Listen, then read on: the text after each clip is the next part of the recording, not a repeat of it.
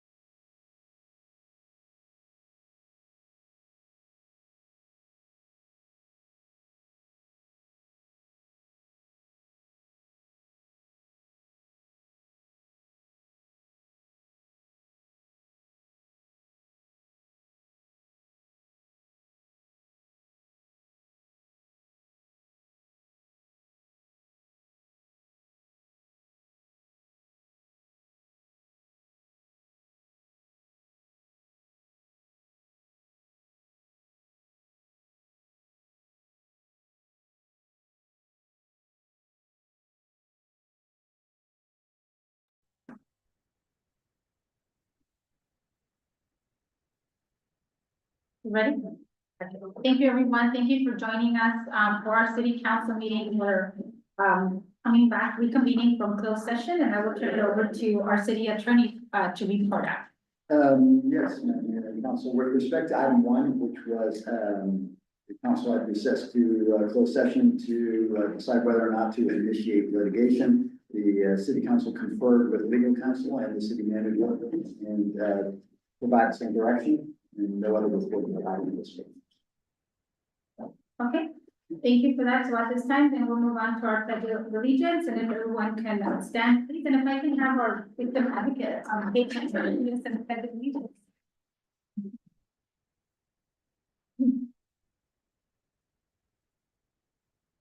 Allegiance to the flag of the United States of America and to the republic for which it stands, one nation, under God, indivisible, with liberty and justice for all.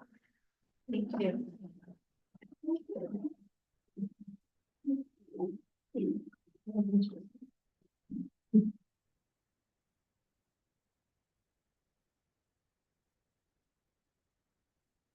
So at this time, we'll move into, are there any additions or modifications to the agenda for today?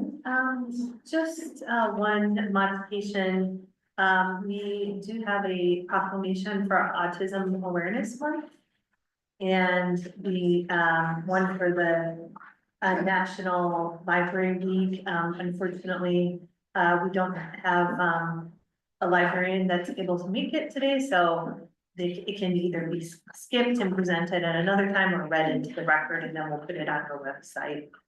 Okay, so we'll read it into the record, put it onto the website, and then we'll make sure that we take it to them as well. Okay. Okay, so we'll move into public comments. So at this time, any member of the public may address the council on items not appearing on the agenda, but items of interest and within the jurisdiction of the council.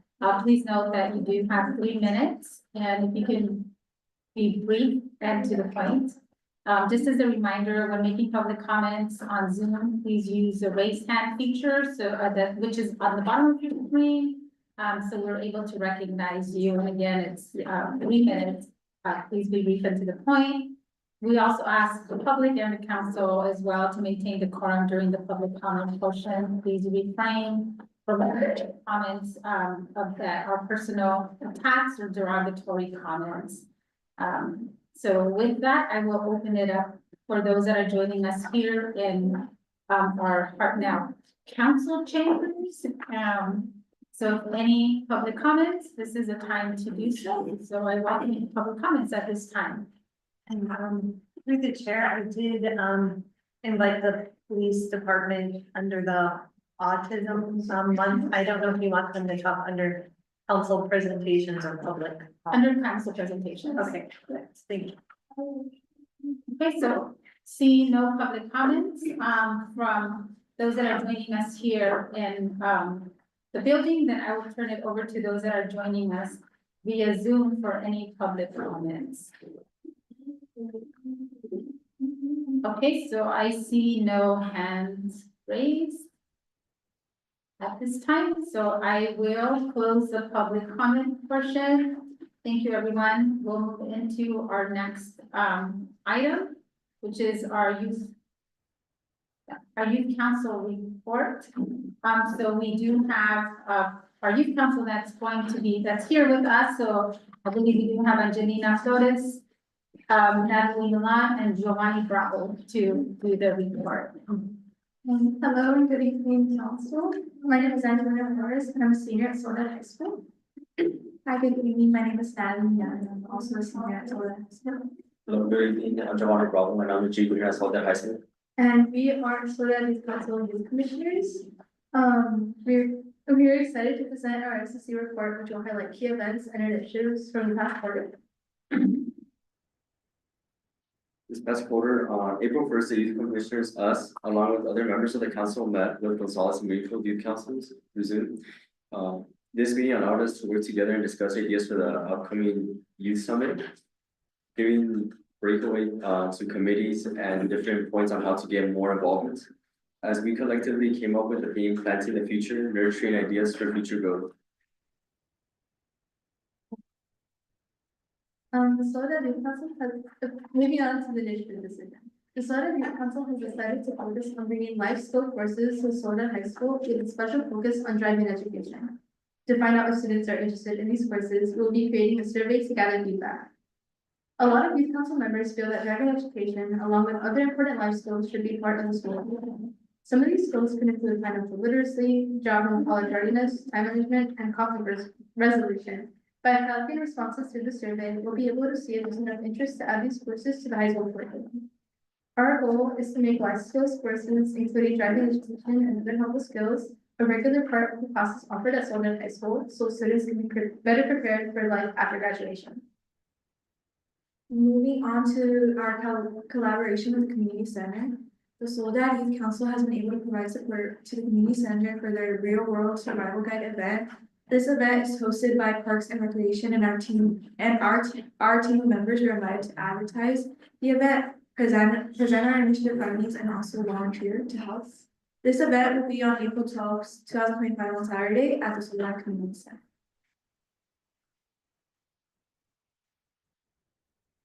The Soledad Youth Council continues to inspire youth involvement and contribute meaningfully to the community. This course activities have reinforced member skills and their understanding for civic process, as well as more involvement.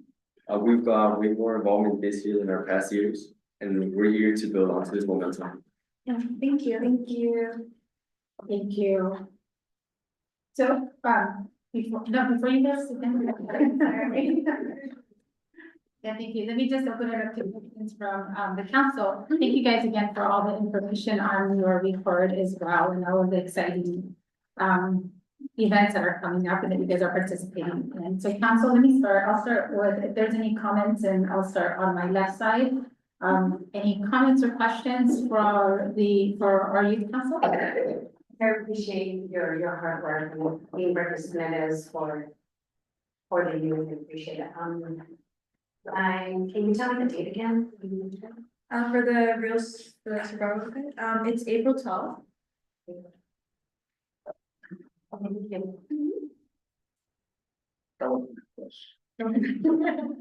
So I'll move on to my left-hand side, Councilwoman Marcelo Sanchez. Yeah, I'm excited that you're all excited about the life skills courses. I think that's something that's very important. I remember before even I was in high school, when my cousin was in high school, they had that like driving test, and he graduated in 2007. So I know it's like a while ago that they had it, but interested in seeing that again, so I think it's good, I think it's something that is needed, and in addition to like what is required, something that's exciting, so kudos to you all.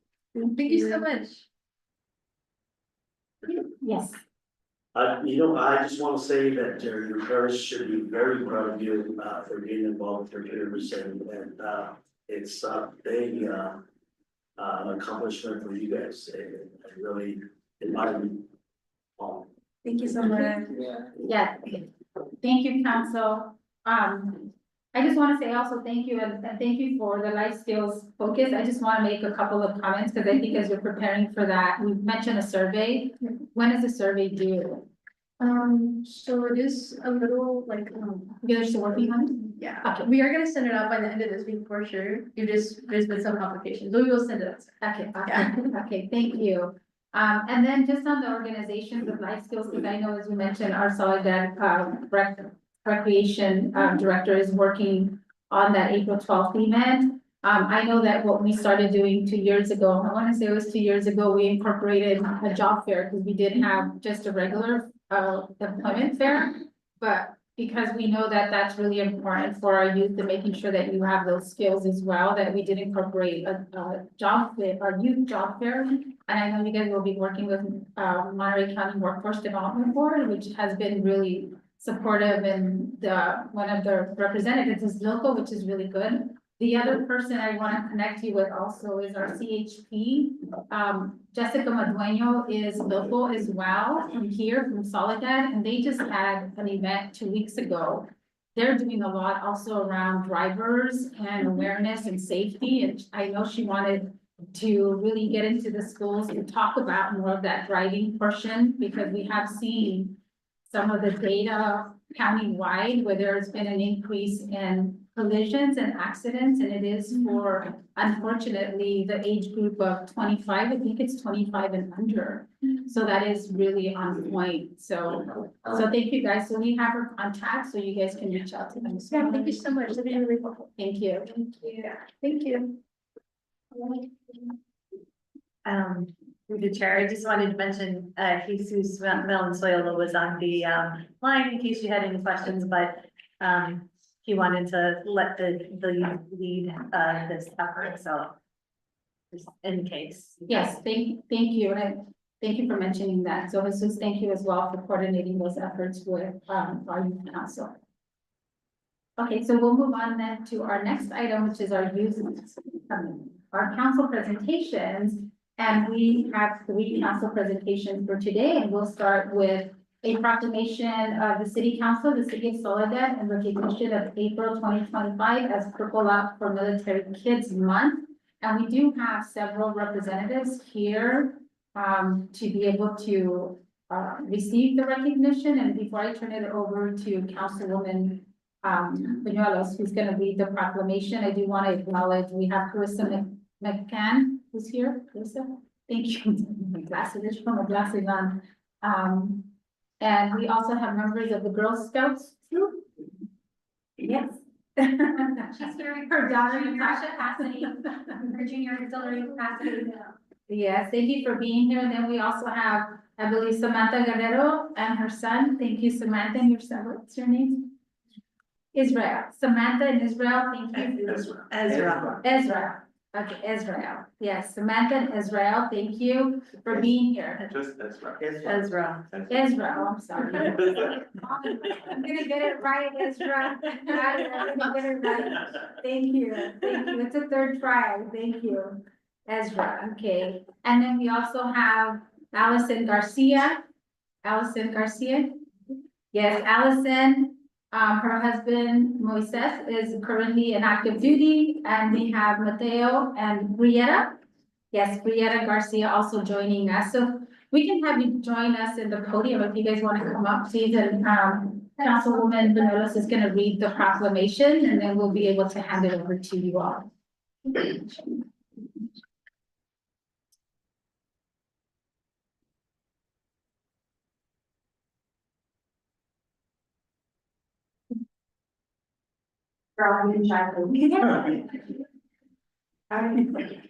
a proclamation of the City Council of the City of Soledad proclaiming April 2025 as Purple Up for Military Kids Month. Whereas each year, our nation designates April as the month of the military child to recognize and thank children of military families that are directly impacted by the deployment of one or sometimes both parents on full-time duty status in military service, including members of the National Guard and Reserves on active duty orders. And whereas citizens of Soledad appreciate the sacrifices made by our servicemen and women who defend our country against all enemies, foreign and domestic. Children of military families face unique challenges, and we appreciate their strength and sacrifice as they support their enlisted family members at times and during long periods of separation. And whereas we acknowledge the role we play in supporting children in military families to help them be successful in life, educational pursuits and community involvement while their parent is deployed. And whereas former Defense Secretary Casper Weinberger established the month of April as Military Child Month in 1986 to recognize military children for their commitment, sacrifice, strength, and unconditional support of our troops, and to remind us of the opportunity to provide support and encouragement. And now, therefore, the City Council of the City of Soledad does hereby proclaim the month of April 2025 as Purple Up for Military Kids Month in the City of Soledad. All community members are encouraged to wear purple as a visible icon of support and appreciation for military children and their sacrifice, resilience, courage, and support to their parents who serve to protect our freedoms. The color purple symbolizes all branches of military, as it is a combination of Army green, Navy blue, Marine red, Air Force blue, and Coast Guard blue. Wear purple in April. Thank you. Thank you.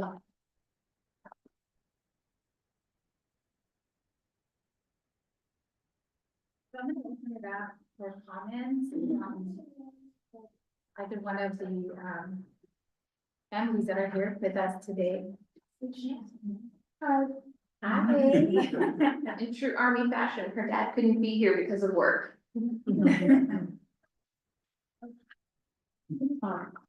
Did you want to say something? Well, thank you for being here. Thank you for being here. So I'll say something. So I'm wearing my American Legion Auxiliary hat today. So there's a lot of families in our community that we don't know or even realize have serving members of the military.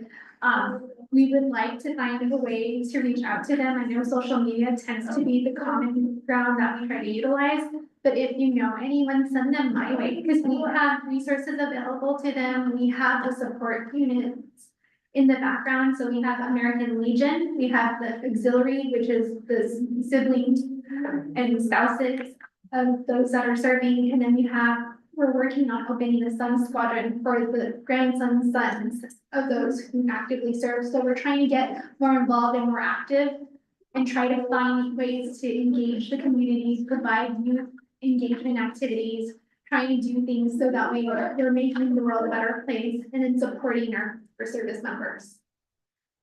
Thank you, Chris, and I know I introduced you as the Girl Scouts, obviously, but thank you for noting that you're here also in the capacity of American Legion Auxiliary. I know we do have an American Legion post here as well. And I know you know some of the members, but it would be great to be able to connect to ensure that we have representation for those families, because we know that there is a need for those individuals. And I know in working also in our capacity with the VA as well, I know we were trying to also get them to be here because to come to Soledad, because there's a lot of resources for the families that their loved ones are in the military, and a lot of times they don't know of all of the different services. So thank you. Anybody? The military community really appreciates you guys taking a step in making this, military child purple. And it means a lot to the families and especially the kids that they get the recognition for having to go through what they go through when their parents aren't around. So thank you. Ezra, you want to say anything, Natasha? No? Well, thank you, and thank you because I know, families are, critical and the backbone of our military services. And so thank you for the families, thank you for being here, and thank you for the children, that are here with us as well. So we do have the proclamation. We will, once we have all of the proclamations, what we'll do is we'll pause to take a photo. Okay, and then we will be able to, we have one, but we will send another one so we can provide both. Okay? No, we're gonna wait until we do all of it. Thank you. Okay, so we'll move on to our next proclamation. This is a proclamation of the City Council of the City of Soledad in recognition of April 16th to the 22nd as 2025 as National Library Week. And let me just read this into the record. Oh, Councilmember Gonzalez, can you read it into the record, and then we'll make sure that we get it over to our amazing library folks that are here from this, they're not here, but from Soledad Library, which provides this exceptional services to our community. Sure, okay. Okay, so this is a proclamation of the City of Soledad proclaiming April 6th through the 12th as National Library Week. Whereas National Library Week, observed from April 6th to 12th, 2025, is a celebration that highlights the essential role libraries, librarians, and library workers play in transforming lives and strengthening our communities. And whereas the Monterey County Free Libraries has long served as a trusted institution with dedicated library workers who actively contribute to the betterment of the City of Soledad and the Monterey community. And whereas the Monterey County Free Libraries help families start their young children on a reading journey early and often, providing a vibrant selection of picture books, free programs featuring stories and songs, assistance in finding engaging reading materials, and workbooks for little hands. And whereas the Monterey County Free Libraries stay attuned to advances in literacy and learning, continuously adding new material formats, adjusting programming, and collaborating with new partners and advocates. And whereas the Monterey County Free Libraries assures everyone that it is never too late to learn to read, offering robust programs for adult new readers, English as a second language, and other literacy initiatives for the entire family. And now therefore be it resolved that the City Council of the City of Soledad hereby designates April 6th through 12th, 2025 as National Library Week. Celebrating the theme, Drawn to the Library, the city encourages residents of all ages and backgrounds to visit the Monterey County Free Libraries to explore new programs, learn new skills, pick up their next book, borrow technology, or meet new friends. Thank you. Thank you.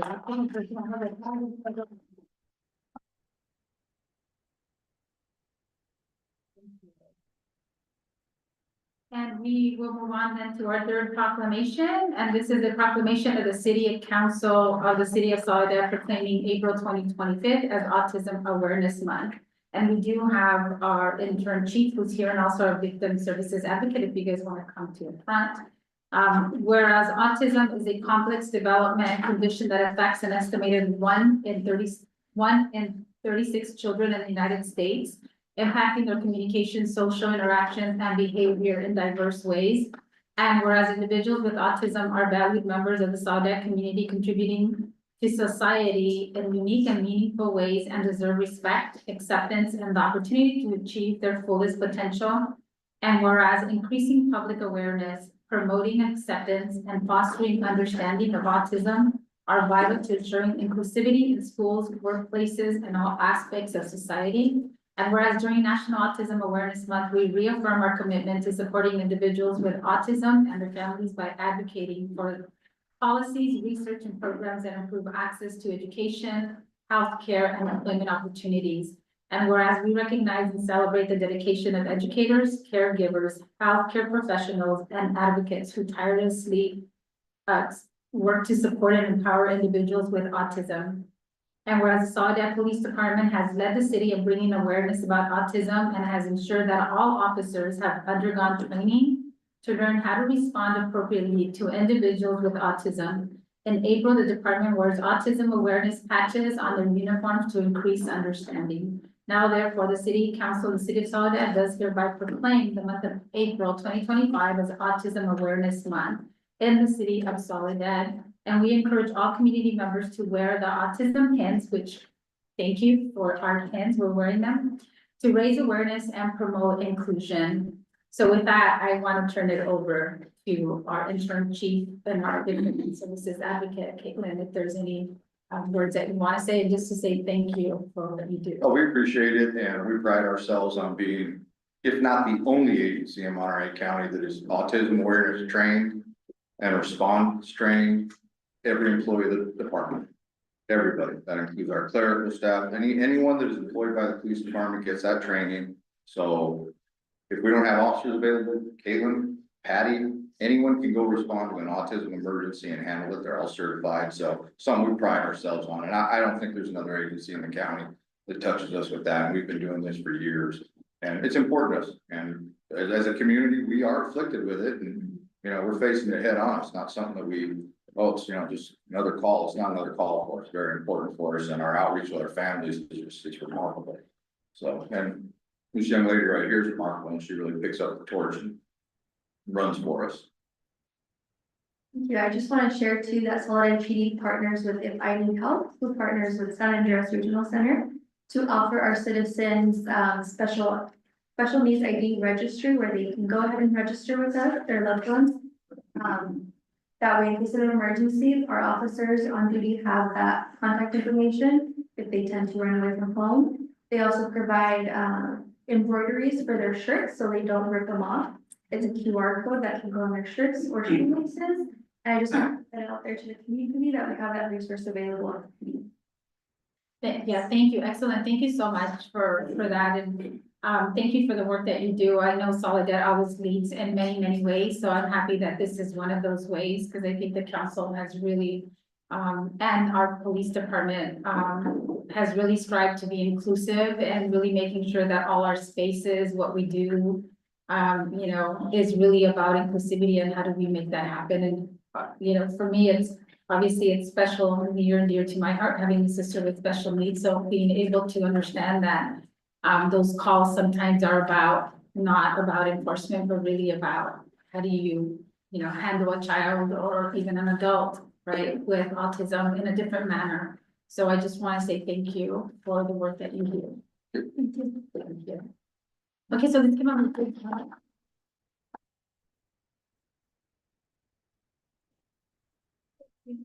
So if we can have everyone with the proclamation, if we can, oh, I didn't give it to you. It's fine. If we can have you come up to the front so we can take some photos.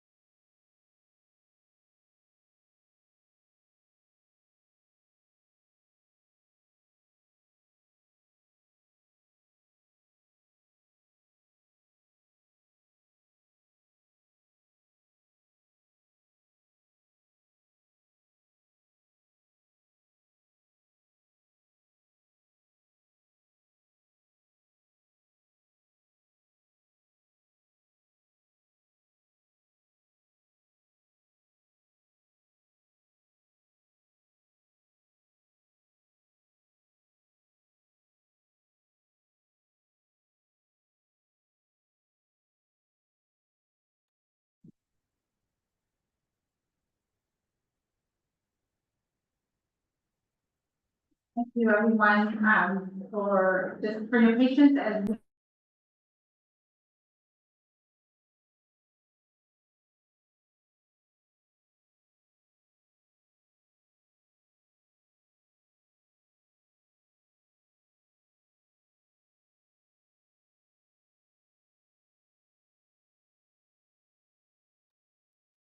So we will move on to our next item on our calendar today, and on our agenda today is the consent calendar, and we do have 9 items on our consent calendar for today. And so I will, let me take it out first to any members of the public that wish to pull an item from the consent calendar for the discussion or comment. Seeing none here in our room, let me take it out to those that are joining us via Zoom. If there's anyone from the public that would like to pull an item from the consent calendar for discussion or comment. Okay, seeing none, then I will bring it back to the city council to see if there's anyone that'd like to pull an item from the consent calendar for discussion or comment. Council? Okay, and I'd like to pull 7 just for an update. Okay, so if there is no further comments or questions, I'll entertain a motion to approve items C1 through C9 with the exception of C7. So Okay, so I have a motion on the floor and a second by Mayor Pro Tem Cabrera. All in favor say aye. Aye. Any opposed? Okay, any abstentions? Okay, so motion carries unanimously. And I will move on then to item number 7. So item number 7 is our Community Economic Development Department Activity Report. And I just wanted an update. I know that we are having our Business Expo that's happening this Saturday. Really excited about that. If you can just provide an update to our community members, who's gonna be there, what we just did. Kind of making sure that they come out to support our local businesses. It's gonna be the first time we do this, so we're pretty excited about that. So I'll turn it over to Dancia Vargas. Thank you, yes, we are having our first, hopefully it's annual SBDC Day Expo, where we are showcasing our businesses in South County. It's being held in Soledad on this weekend on the 5th of April from 11 to 3. Everybody's invited to participate and come and support more than anything our small business community. There are the backbone to our community, to our economy. So we're showcasing the ones in Soledad and in general in South County. So from what I understand, I don't have the list. Actually, I'm getting the list tomorrow. I'd be more than happy to share that with our council. And actually, you were all invited. You all got an invite. We are looking forward to having you all be as our special guest. We are really excited because we are coming together, and I just found out today that another agency is actually joining us. Pajaro will be having their table too. So we're joining forces. We're doing as much as we can to support our business community. So it's very exciting. Thank you, Dancia. Thank you for all the efforts and collaboration and support for our small businesses. So I hope you all can join us, and please come out and support on Saturday from 11 to 3. Okay, so with that, I'll make a motion to approve items 7. So moved. Okay, second. So there is a motion on the floor. All in favor say aye. Aye. Any opposed? Any abstentions? Okay, motion carries unanimously. Thank you. So we'll move on to our next item of business, which is our public hearing. So we do have a public hearing today. Our public hearing is on resolution number 6215, a resolution of the City Council of the City of Soledad approving a program income only application for funding and the execution of a grant amendment to grant number 22-CDBG-ED-30043 Business Assistance Loan Program from the 2024 funding year of the state CDBG program, and also resolution number 16, a resolution of the City Council of the City of Soledad approving program income only applications for funding and the execution of grant agreements and any amendments thereto from the 2024 funding year of the state CDBG program. And just as a reminder, what we will do as part of the public hearing process, we'll receive the staff report. we'll open it up for public hearing, we'll close the public hearing, and then we'll bring it back to council for comments, questions, or actions for approval. So with that, I will turn it over to Atencia Vargas to lead us, to provide the staff report. Good evening, Madam Mayor and council members. So tonight's public hearing is to request public comment and council approval for the submittal of 3 separate program income only applications under the 2024 state CDBG program funding year. As you may recall, staff presented this item back on December 18th of 2024 as a discussion item, at which time we were seeking direction from you and in relocating and allocating at least $500,000 at that time. To clarify, these funds are coming from our CDBG program income that's generated through repayments of business loans and housing loans. To avoid returning the funds to the state, the city must allocate them to eligible projects. At that time, when we may have the discussion, we had different options and you provided us directions with the allocation. So at that time, you submitted, you approved 3 separate allocations, which was considered kind of a hybrid allocation. Business, the very first allocation was $100,000 to business assistance loans, which means that we would take our current existing grant program and amend it to add an additional $100,000. The second allocation was an additional $100,000 for public facilities, which is intended to be used for the Soledad Community Center upgrades and improvements, which will enhance the facility's functionality. The rest of the funding, which is the $300,000, we got direction from you saying that you would like to allocate the $300,000 to establish a first-time home buyer program, which we have not had since, I believe, 2014. So we go ahead and add that, and that will give us at least, it may not seem like a lot of funding, but it will get us started to actually start establishing that program. Approving these allocations will ensure continued investment into our local businesses, public facilities, and housing affordability while maintaining CDBG compliance. We don't anticipate to have any issues because we did talk already with the state, and this is the only thing is that you do have 2 resolutions in front of you because one of the funding, $100,000, is to actually amend an existing grant. It has to be separated from the rest of the income. So one resolution is for $100,000 to amend the existing grant, and your second resolution is to do a program only income application for public facilities and the home program. So that's all I have right now, and I'd be happy to answer any questions.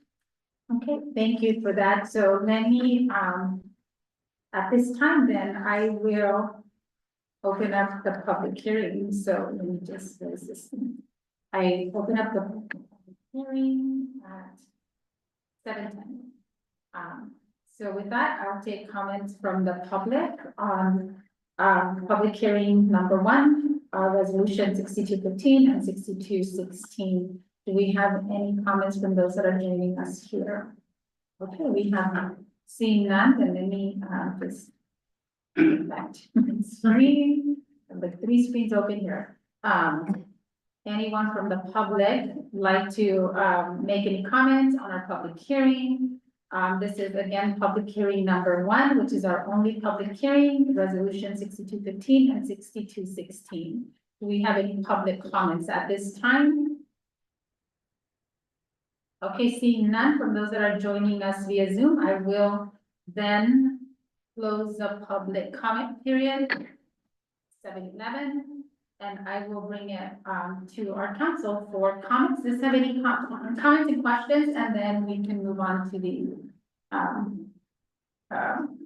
the action. Any comments or questions at this time? And let me start with Councilmember Caldera, and I'll go through the way.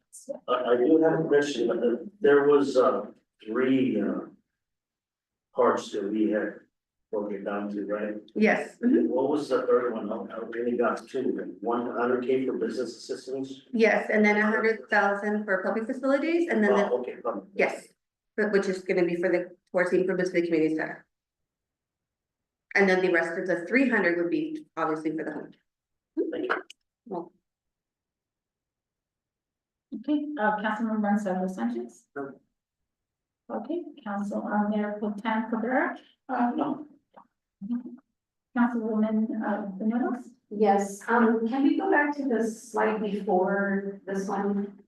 So it says to avoid returning funds to the city must allocate them to eligible projects based on council's direction staff requests. So for the public, I just wanna, just clarify these funds, because I would want to keep these here because we want to utilize here. Yes, The funds and then allocate and, okay.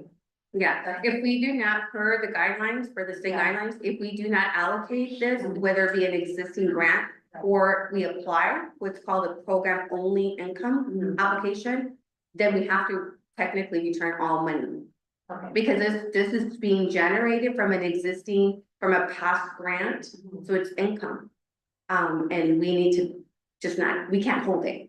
We have to either return it or use it. Yeah, okay. So I just want to stress the grant. Yes. So thank you so much and thank you for all the work you do. And through the chair, one thing that I want to clarify is this program income is coming back to us for repayment of business loans largely. That's how we generated the income. Exactly. Yeah, thank you for that question. I did this in my past life, so I know that we want to make sure that we don't return any program income, and that it comes back to the city and that we get to utilize it in our programs. I just have one clarification. I know there was an additional 100,000 in the community center, but to make it into an emergency operations center facility, and I know we've been doing a lot of work, which is really critical when we need it for that purpose. But I didn't see, and maybe you gave it to us before, like, what are some of the elements that are gonna be added to, the enhancements? Is it the HVAC? Through the chair, it's for the HVAC, which will probably be more than 100,000, but it'll get us some good rates. I just needed that clarification. Okay, thank you. That's all I have. So council, if there is then no other comments or questions, then I'll entertain a motion for approval. And we can take these I would separate. like to, Sorry. I was gonna say, I motion to approve resolution number 6215. Separate? Okay, so let's do this separately. So let's go for one first, 6215. So I have a motion on the floor. Do I have a second? A second by Councilwoman Veneros. So all in favor, say aye. Aye. Any opposed? Any abstentions? Okay, so motion carries unanimously. So now I'll entertain a motion for approval of resolution number 6216. Okay, I have a motion on the floor, a second by Mayor Pro Tem Cabrera. All in favor, say aye. Aye. Any opposed? Any abstentions? Okay, motion carries unanimously. Thank you, Cynthia, for coming back and making sure that we submit this. Thank you. Thank you. Thank you. Okay. So with that, we will move on to our next item of business, and we have 5 business items today to discuss. So council will start with business item number 1, resolution 6213, a resolution of the city council of the city of Soledad approving the construction services agreement with Terminex Inc. in the amount not to exceed 60,000 for the purchase and installation of the bird netting and authorizing the city manager to execute the contract on behalf of the city of Soledad. So thank you. I will now turn to. The council, my staff report in front of me, is for the approval of construction services agreement with Terminex for the installation of mesh bird netting on the railroad underpass.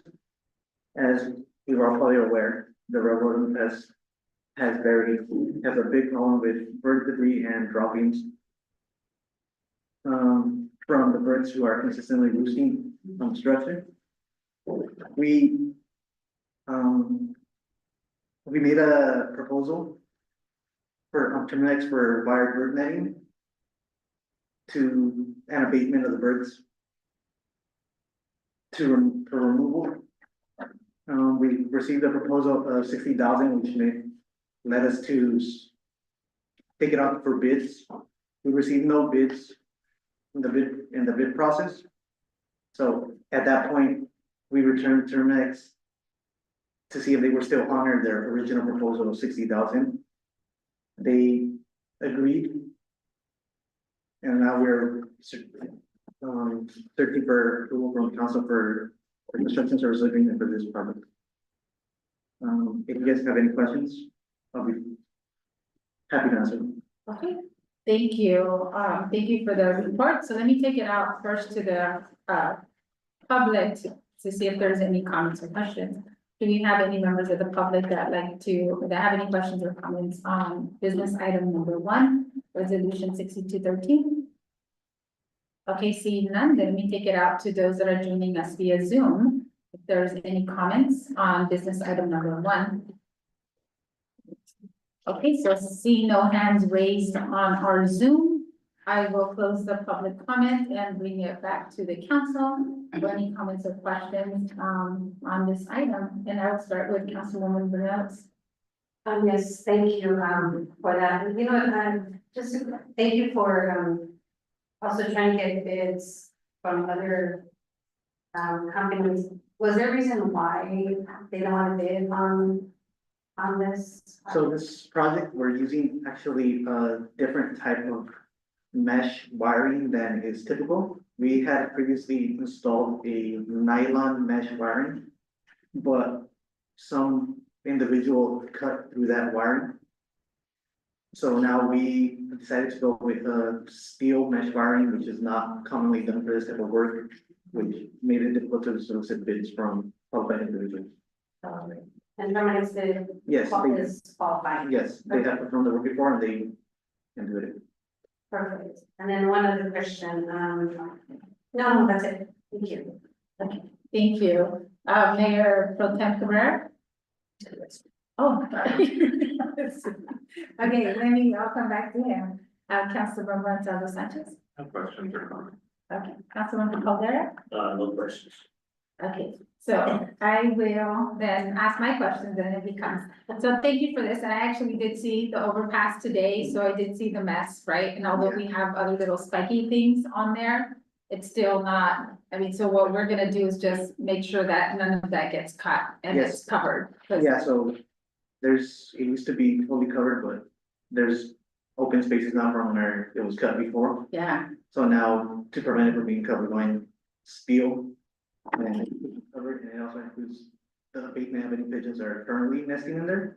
And also a whole walkway on the sidewalk and the walls underneath the fence. yeah, thank you. I know there's a bunch of pigeons on there, so I just have a question in terms of Caltrans, because it is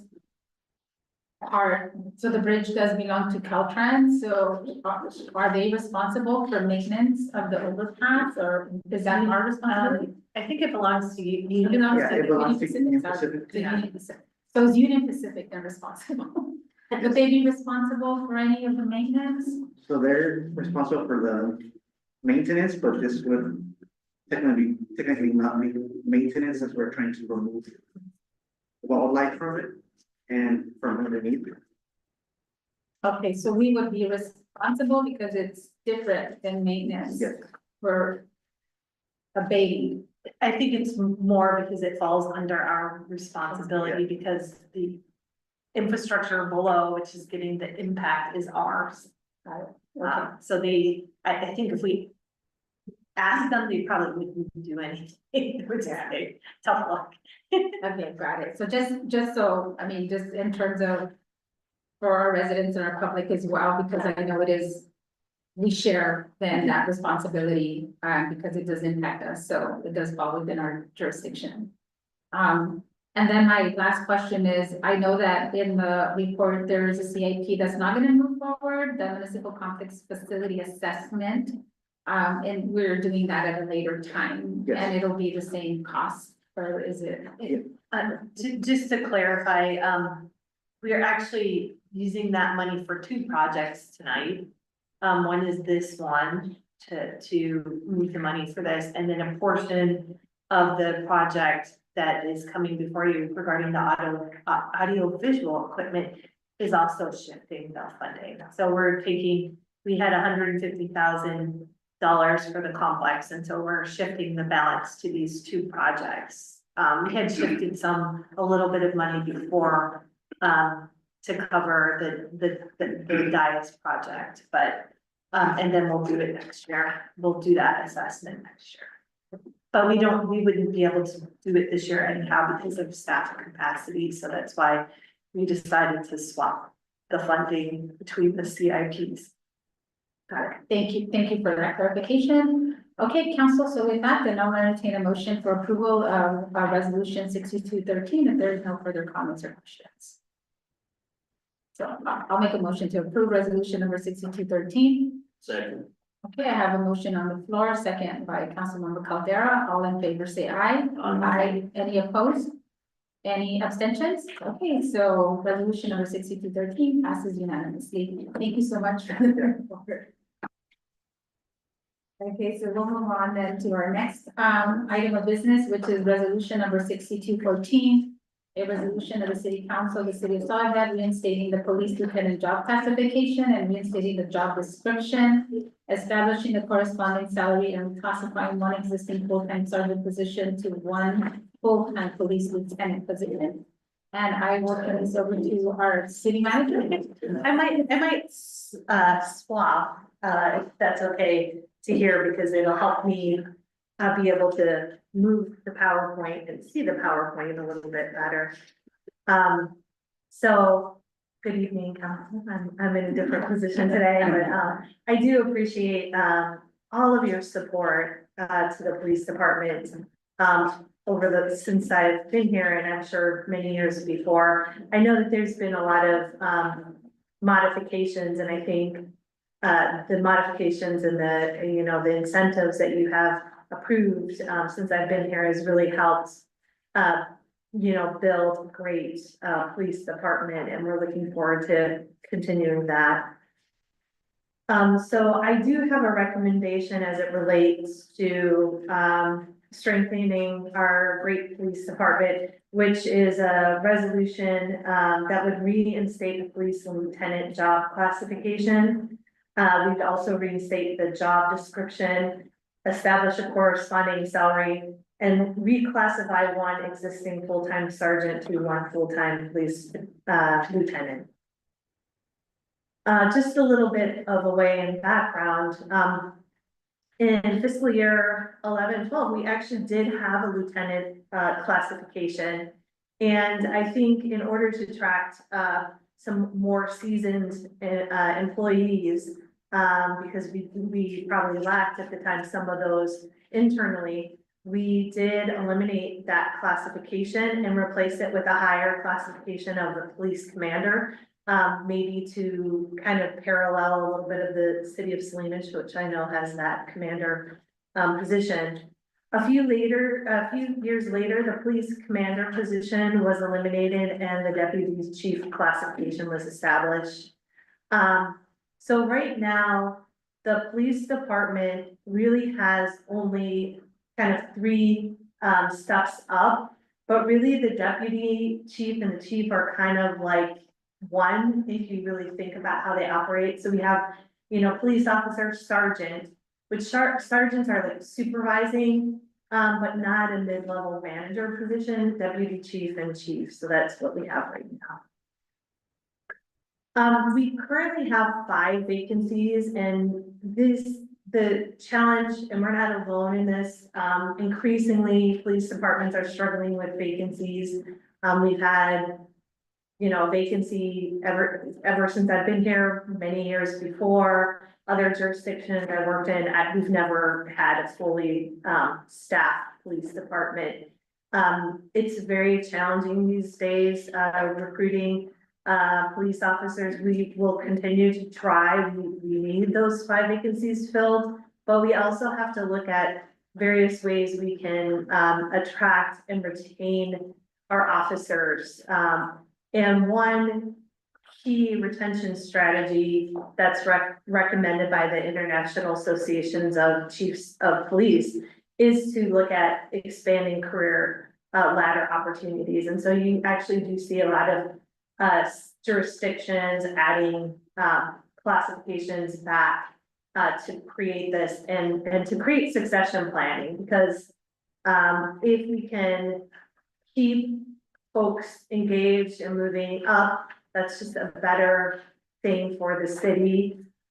We really, and I credit Chief Watson and now Acting Chief Lombardi for really focusing on recruitment of South County and Salinas Valley officers, and you see it reflected in our officers. I think there's been a heavy focus on making sure that the community, that the officers understand South County, and we have, I believe, every officer, Acting Chief can contradict me if I'm wrong, but I think every officer is bilingual, is that right?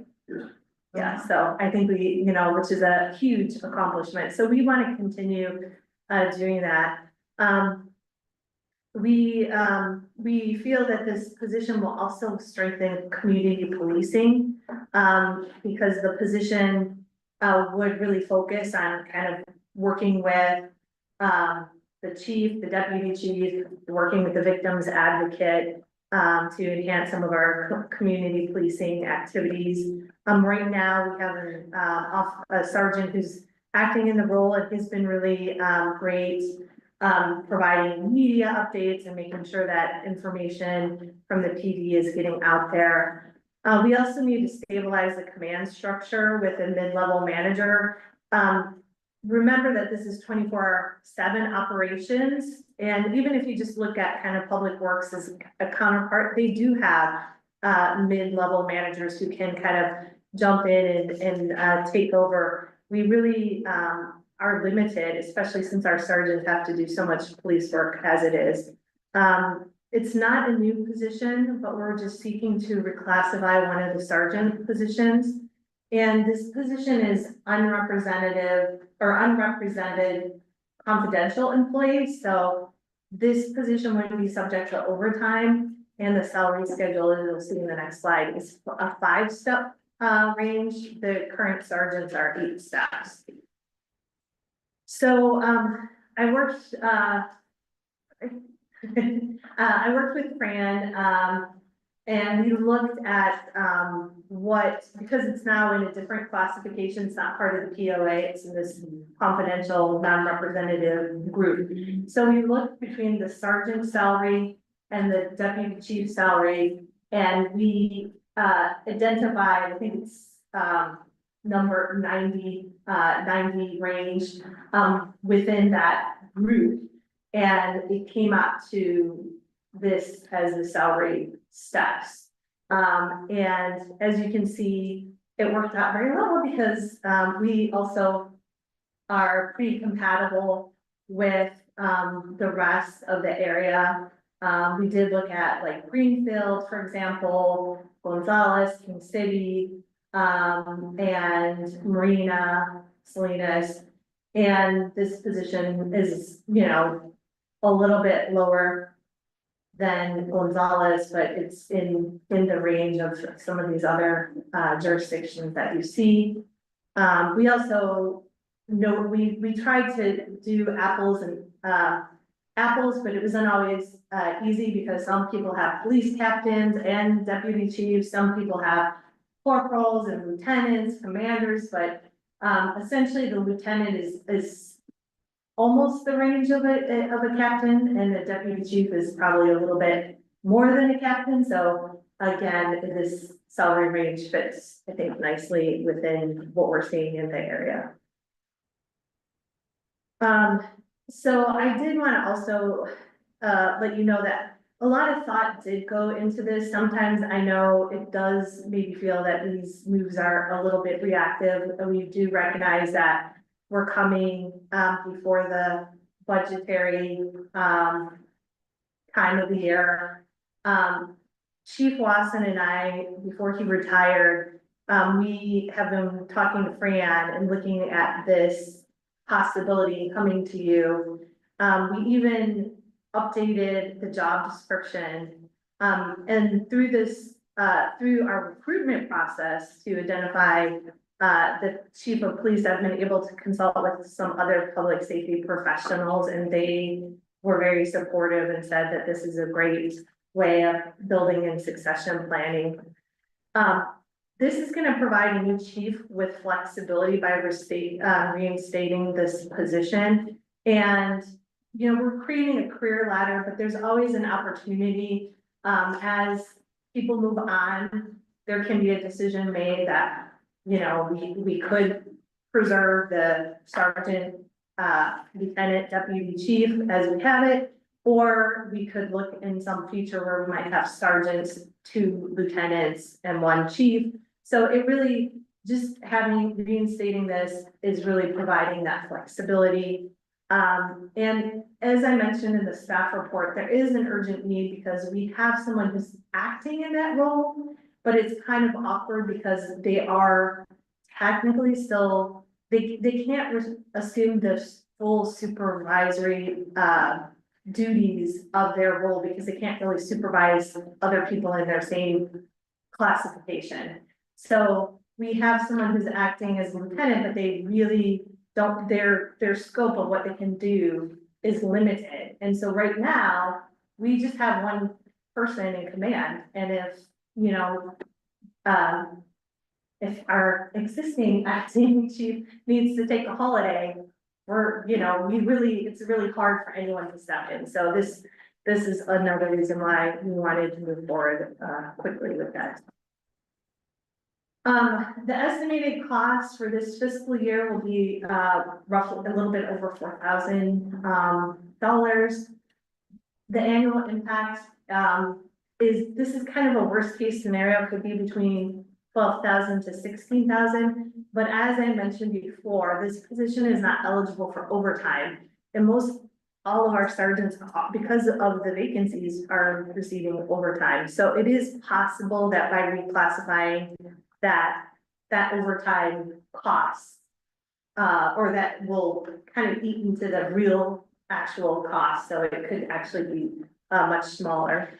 The funding this year will come from salary savings, so we're not requesting a budget amendment.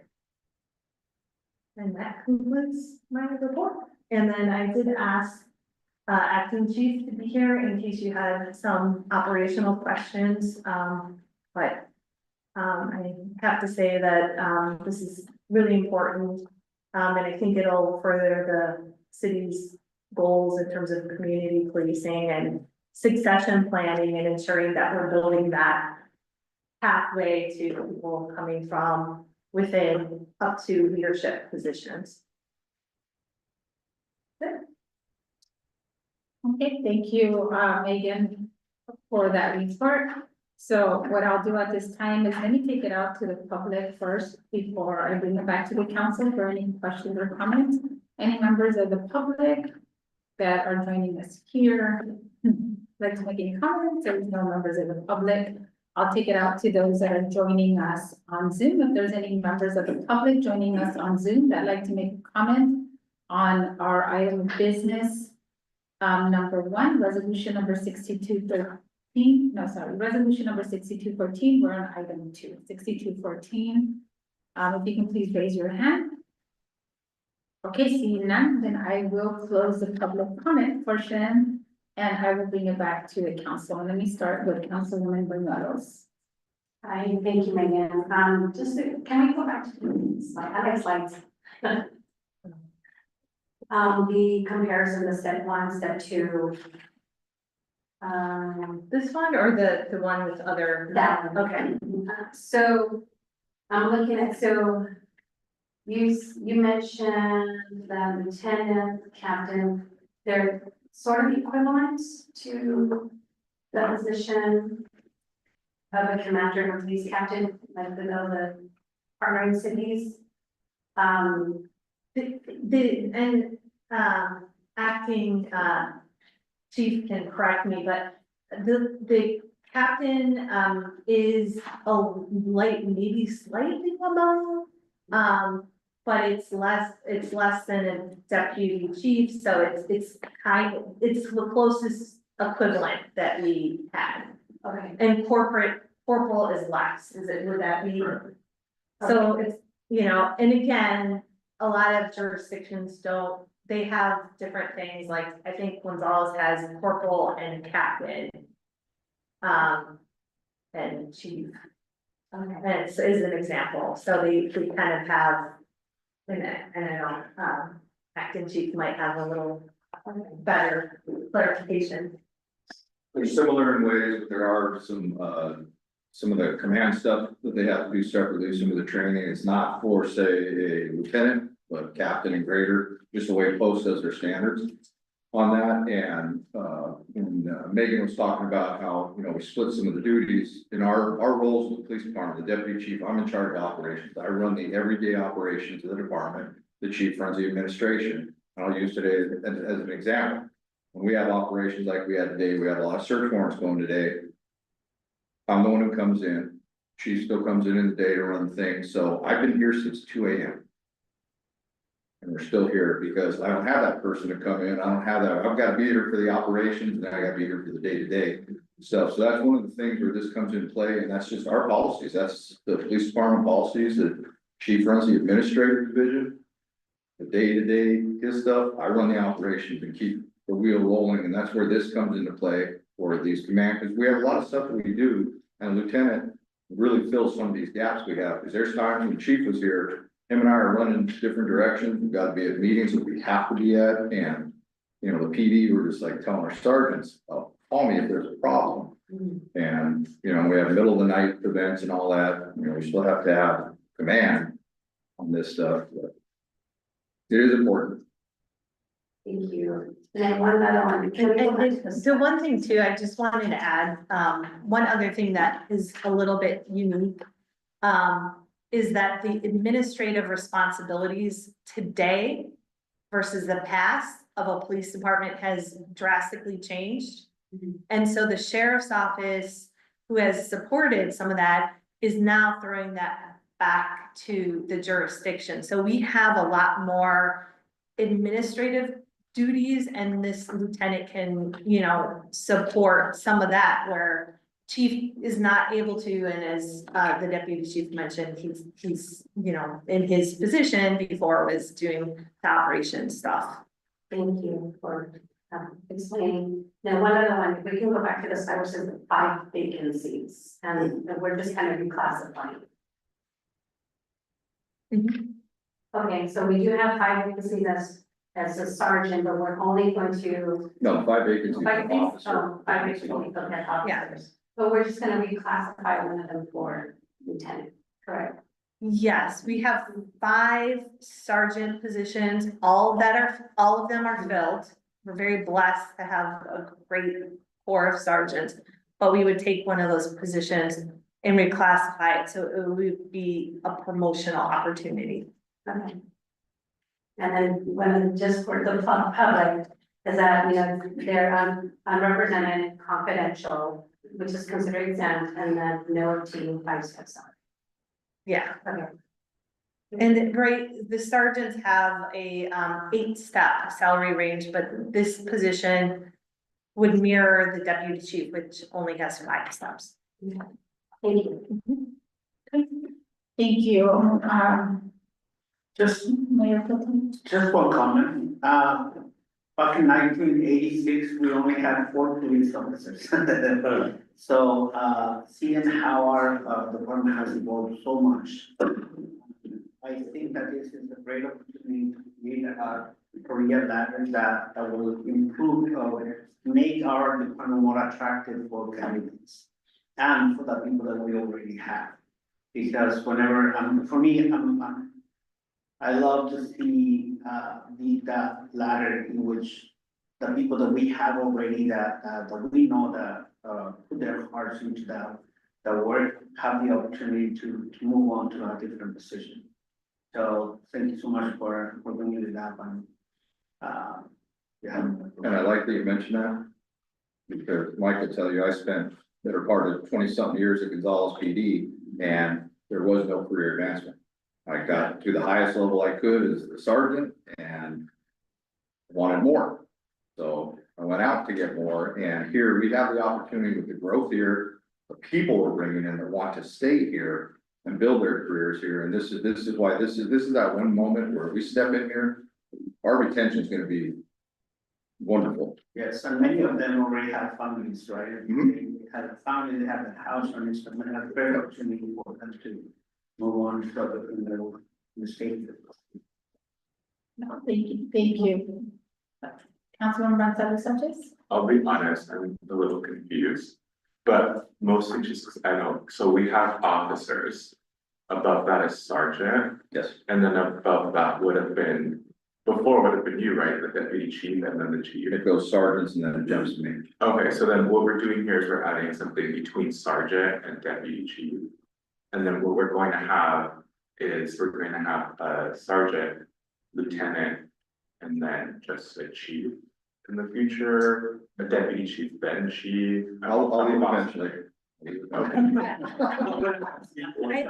just like kind of confused because I'm not, I don't know, so. I think, so what I would state is that it's important to create a career Oh, yeah. ladder.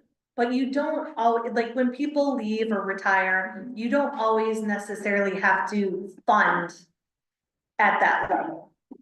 Right. So you know, a decision could be made, I think we want three people in that higher level regardless.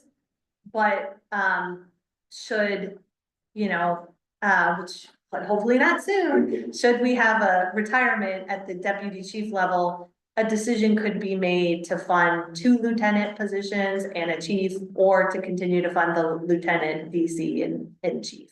So because, you are now acting chief, we have an acting lieutenant because they wouldn't have the qualification to be an acting deputy chief. Is that Well- kind of like where we're at now? I'm just. Yes. Position. We don't have. Yeah, we don't, like, exactly, but is, we don't have a chief, or can't put him into that role yet, because we don't have a lieutenant. And the sergeants that we have are just shy, like, we couldn't have an acting deputy chief right now, because they're shy of that experience. Okay, that's. So that's, I got but it's good to have, because again, we're creating, if you look at the career ladder, you know, the experience, the supervisory experience for lieutenant is 3 years, for deputy chief, it's 5. So we're creating the opportunity for growth. And right now, we have great sergeants, but they're, Limited in their capacity. Yeah. Okay, cool. And on that, we're missing some great command training, because certain training in post, you have to be a lieutenant or greater. Just a sergeant, so some of this stuff that would really behoove our community and our department, we miss out on, we can't do it, it's not, I can't step backwards and do it, because all my stuff is executive level stuff, and this would fill a gap on some of that training and experience that we want from post, but they have guidelines, you've got to be a lieutenant or higher acting. If we get an acting lieutenant, we can start getting some of that training done now, but that's something we can't jump around with post, it's just Right. stringent on that. Awesome. Well, thank you for explaining my super cool. Thank you, Councilmember Caldera. My take is, I like structure, so I'm glad we're moving that direction. And I like the fact that we're gonna promote from within. I'm all for that. And you know, even if it's, well, maybe the finance part is a little bit, you know, can get questionable, but we're actually saving because we don't have a chief right now. So, you know, there's that, if it comes to moving money around, we have that to cover the finance part, so. But it will balance out in terms of overtime. Yes. Right now with our sergeants Yes. having to fill some of these holes, not let alone the officers, sergeants, especially our tenured sergeants, their overtime's at the Oh, yeah, top yeah, of the yeah. scale. And this really, So we saving on that. That's for sure. Any additional questions? Thank you. So I have my questions. So So thank you for bringing this forward. Yeah, I mean, I'm gonna support this. I know it's important, but I do have concerns. And I think I'm looking at it obviously on the financial responsibility that we have as a city. And as Megan said, this is the second time that it's come before us to be able to make some changes before we get to the budget process. So for me, I'm gonna reiterate the fact that I think that this is important, but I do have some questions. But also in the fact that we're in this climate right now, there's so much uncertainty. You're listening to counties and states and everybody else being on a fiscal cliff and there being budget deficits.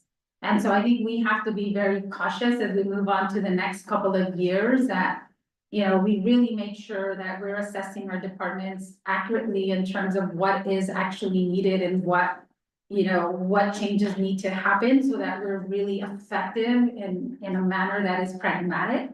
I know that there was an assessment of all of our departments, and this is probably, you won't remember, Chief Lombardi, but Mike probably will. I know when I came on board back in 2016, they had done an assessment of all the city departments, and there was a report that came out in terms of what was needed to really address some of the concerns. So I think as we grow and as we have changes, maybe it's something that we want to come back and look at, because I know that the police department, as Megan said, I mean, we had a sergeant, we let go of that, so we've done a lot of different changes to make sure that we have the retention, especially addressing the retention issues in the last couple of years. And I know Chief Lombardi, you guys have been really instrumental in saying, hey, we gotta retain our officers. We know some of that is gonna happen because that's part of the industry, right? And we have to acknowledge that. But there's been a lot of instruments put in place, and I just wanna be very cautious about how we move forward in a way that we're really looking at what is needed. And that if we can do it in phases to say, look, maybe we can't get all of, the changes, but what is really critical as we're moving forward to make sure that we have the department needs are met and that we're getting the people that are needed within the department, and that it's more of a logical framework instead of, hey, we're assessing this and we need it now, as opposed to this plan for the future. So that's my concern, and I want to make sure I state that because I think it's really important for us is our city is growing and we see the needs, right? This is a perfect time to do that. But just with those concerns, I know obviously there's not going to be an impact right now to the budget, but there may be maybe next fiscal year, and we're going to have to address that. And so I also want to just say when we're putting together the information, I want to be very cautious because I know you had put Hollister and Marina or Salinas, but I want to make sure that there's a difference there. Salinas is a much bigger force than ours. And it's comparing apples to oranges in my point of view, as well as Marina, because Marina, even though it may have lesser officers, the city has a lot more revenues than we do. So I just want to be cautious of who we're comparing ourselves to. And then the other thing, I know it was asked, but in terms of a captain versus a lieutenant. So I know that obviously the captain, as you mentioned, chief is higher. But looking at the other cities, especially the cities that we are comparable to in South County, they have police captains. And so The last captain we had here was Mike, I think Captain Brown, and that was in the eighties. And that's how far back that goes. Solomon was the first one to have a captain in South Cities, but then after he retired, it went to a lieutenant position. So my point is, I'm looking at that spreadsheet and I'm seeing that there is no lieutenants in any of the jurisdictions that we cited, but there is captains. So why not? So I guess just the analysis of a captain versus a lieutenant, obviously the captain is higher, we need, more of that.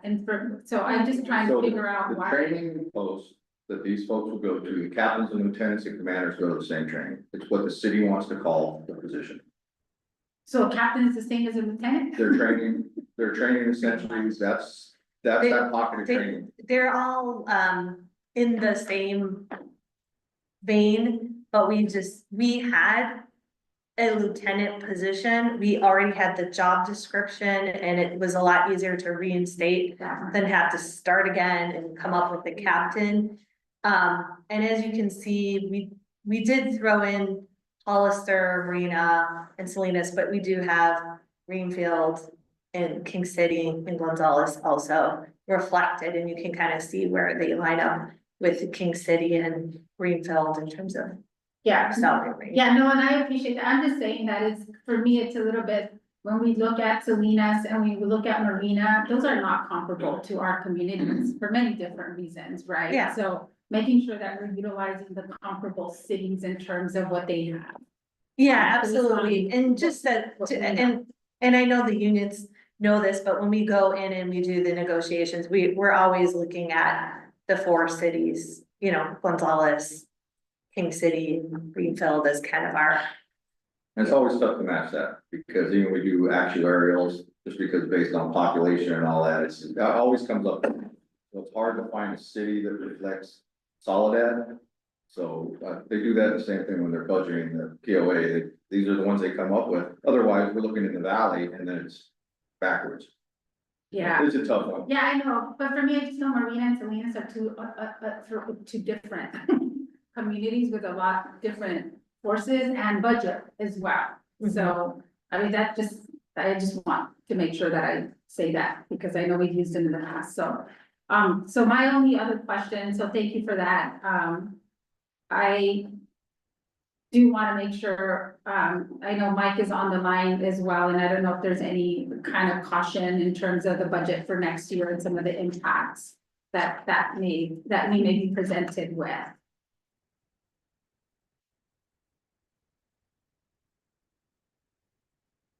Mike, Howard?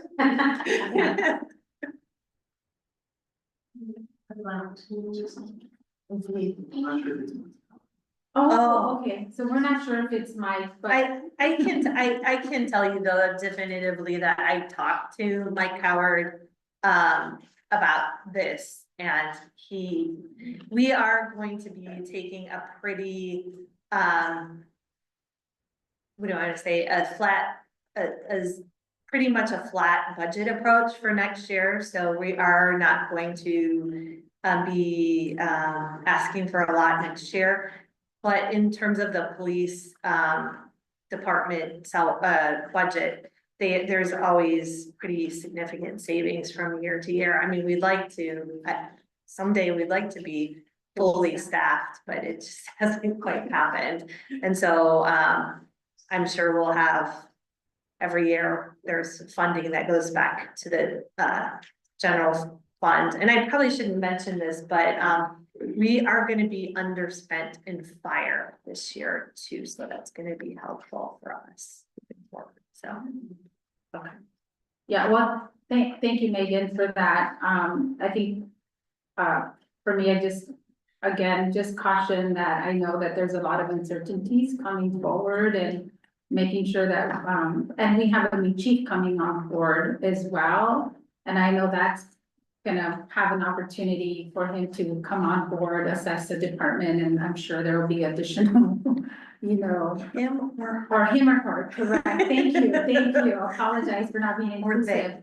Or they, you know, coming on board and making sure that, you know, there's an opportunity also to assess and see what else we need. I know, I just wanna make sure that if there's an assessment that we can do to really look at what is the future need of our department, because we know we need it, facilities plus personnel. yeah, and I think the intention is when we do have a new chief is to allow them to, you know, review and do some type of assessment. And I know we're planning on, Don is not here, but we're planning on doing that with Public Works probably this year, because we're looking at a rate study. So we need that too. So with that, thank you so much for everything that our police department does consistently, so thank you.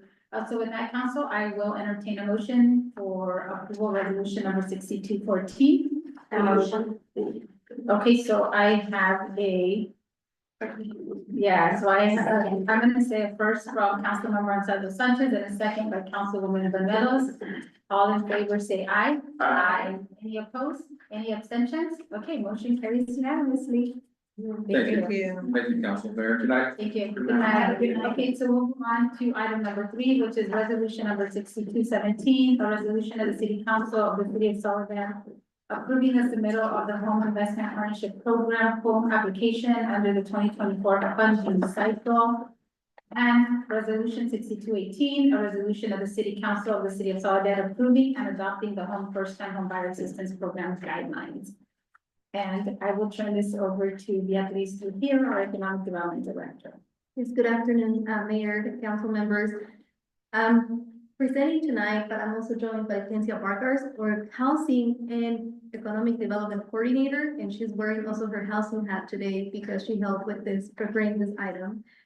So, we are asking, well, first of all, the Home Investment Partnership Program, they have a special type of NOFA for jurisdictions that are smaller jurisdictions. So this is the type of NOFA that is currently out and the one that we are trying to seek funding from. So this is for cities that have under 50,000 people. And same as regular home, this is administered by the California Department of Housing and Community Development. The funding available for this NOFA is about $35 million.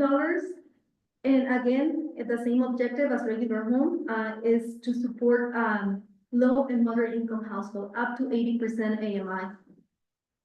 So some of the activities that can be funded through this NOFA are the first-time homebuyer program, which is what we are recommending that we go for.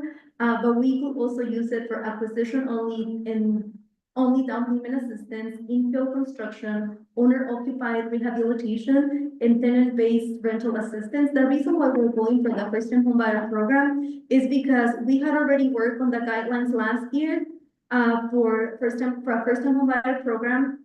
And also because we have allocated, or because we were bringing to you the item on program, CDBG program income to also start the first-time homebuyer program. So we feel that by having multiple sources of funding, we can have a first-time homebuyer program that is more comprehensive, because even though $300,000 sounds like a good amount of money, when we are doing a first-time homebuyer assistance program, that's not a lot of families. That's only a couple families that can be assisted through that. So that's why we are recommending to apply under the first-time homebuyer program component. But for this, so home does have some requirements on what's the maximum amount that you can request, and that they have a scoring process. And a big component of that is if you have had a first-time homebuyer program in the recent years. We haven't, so we lose a lot of points there, which impacts the amount that we can request. So the maximum amount that we can request, because we haven't had a first-time homebuyer program in the last 5 years, is $500,000. So with that, we will, the group that we will be serving will be low and moderate income households. But because this is, people are gonna be purchasing a home, we anticipate that most of the people that are gonna benefit are gonna be more in the moderate range, low moderate. So we expect, or we are proposing that we say that we can serve 2 to 3 households with this money. It can be a little bit more, and if we do more, that's better, but we don't want to overcommit to the application. We want to at least do 3, and then if we have more money available, we will do that. Again, the requirements for qualification is to be a first-time homebuyer, and they need to complete a first-time homebuyer education workshop, and people have to make 80% of the area median income or less. So if we apply for those $500,000, what we will be doing is this funding has a small component for administrative costs. It's not a lot, so we can only use 2.5% of the total award to go towards administrative costs. So this is only $12,500 that we can use for the overall management of the grant. This includes if we need to secure a consultant, because this requires underwriting. So we will prefer to have somebody who's more of an expert in that field to support with that. But as you can see, probably some of the staff time is already, will have to be already in kind of because the allocation for administrative costs is not very high. So we think that the benefit of the program is getting families to be homeowners. We also need to use the funding within 36 months of being awarded, so this is not money that we can sit on. We need to implement the program and get it going as soon as possible. The rest of the award, if we were to get the $500,000, so 487, we can use it towards direct assistance. And I wanted to just give you, I think you have seen the area median income chart quite often, but this will be the 80%. So this will be the maximum that people can make in order to be eligible for this program.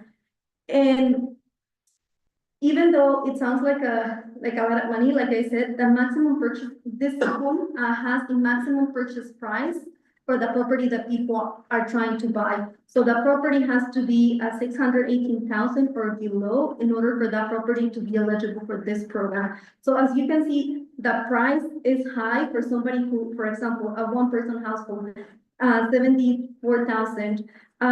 They are gonna need a lot of gap financing, and that's why the money goes really quick, because we're not thinking about $10,000, $15,000. We think that we're gonna be providing a higher amount, more like 80,000, 100,000, 120,000, just for these families to be able to have the purchasing power for what we have in the market. But the maximum assistance, there is also a cap, so no family can receive more than $309,000.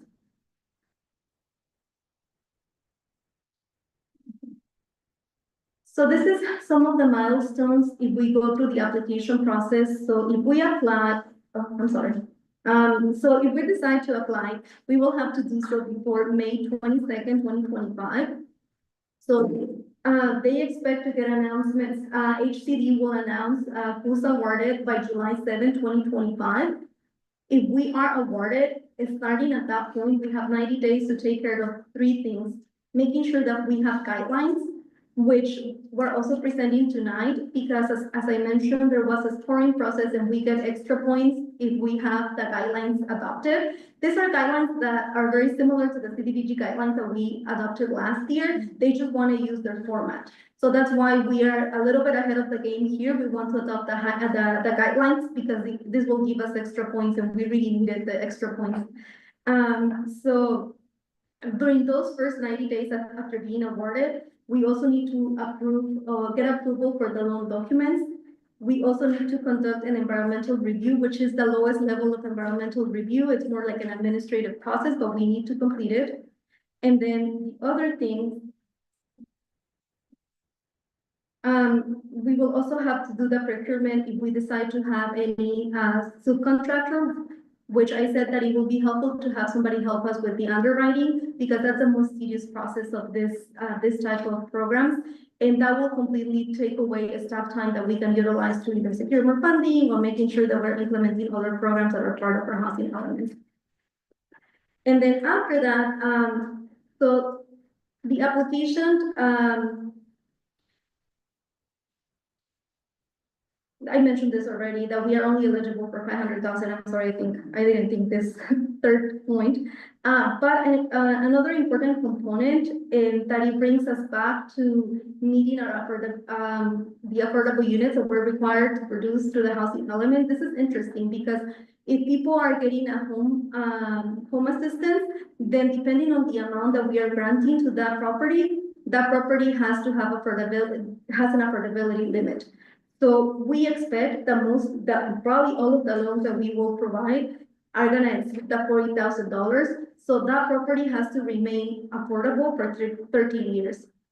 So if people wanted to sell the house, they will have to follow the tables of affordability for 13 years. So they wouldn't be able to sell market rate because they received a lot of help to purchase the home. So the way that they can pay the back is by, if they decide to sell, not sell it at the market rate, but sell it at the affordable rate. And with that, I'm happy to take any comments or questions. Okay, thank you. Thank you, Beatriz, for that information. And for the application as well as the guidelines. So let me take it out to the public. If there's any comments from the public, and I will take it out to the public that is joining us via Zoom, since we don't have public members here in our do we have any members of the public that'd like to make a comment on resolution number 6217? Please raise your hand. Okay, seeing none, then I will bring it back to the council to see if there's any questions or comments, and I'll start with Councilmember Caldera. Caldera, yeah. I have no Raise your hand. questions. Much self-explanatory. Okay, Councilmember Anzaldo Sanchez. No, I don't ask anything, because Oh, I'm sorry.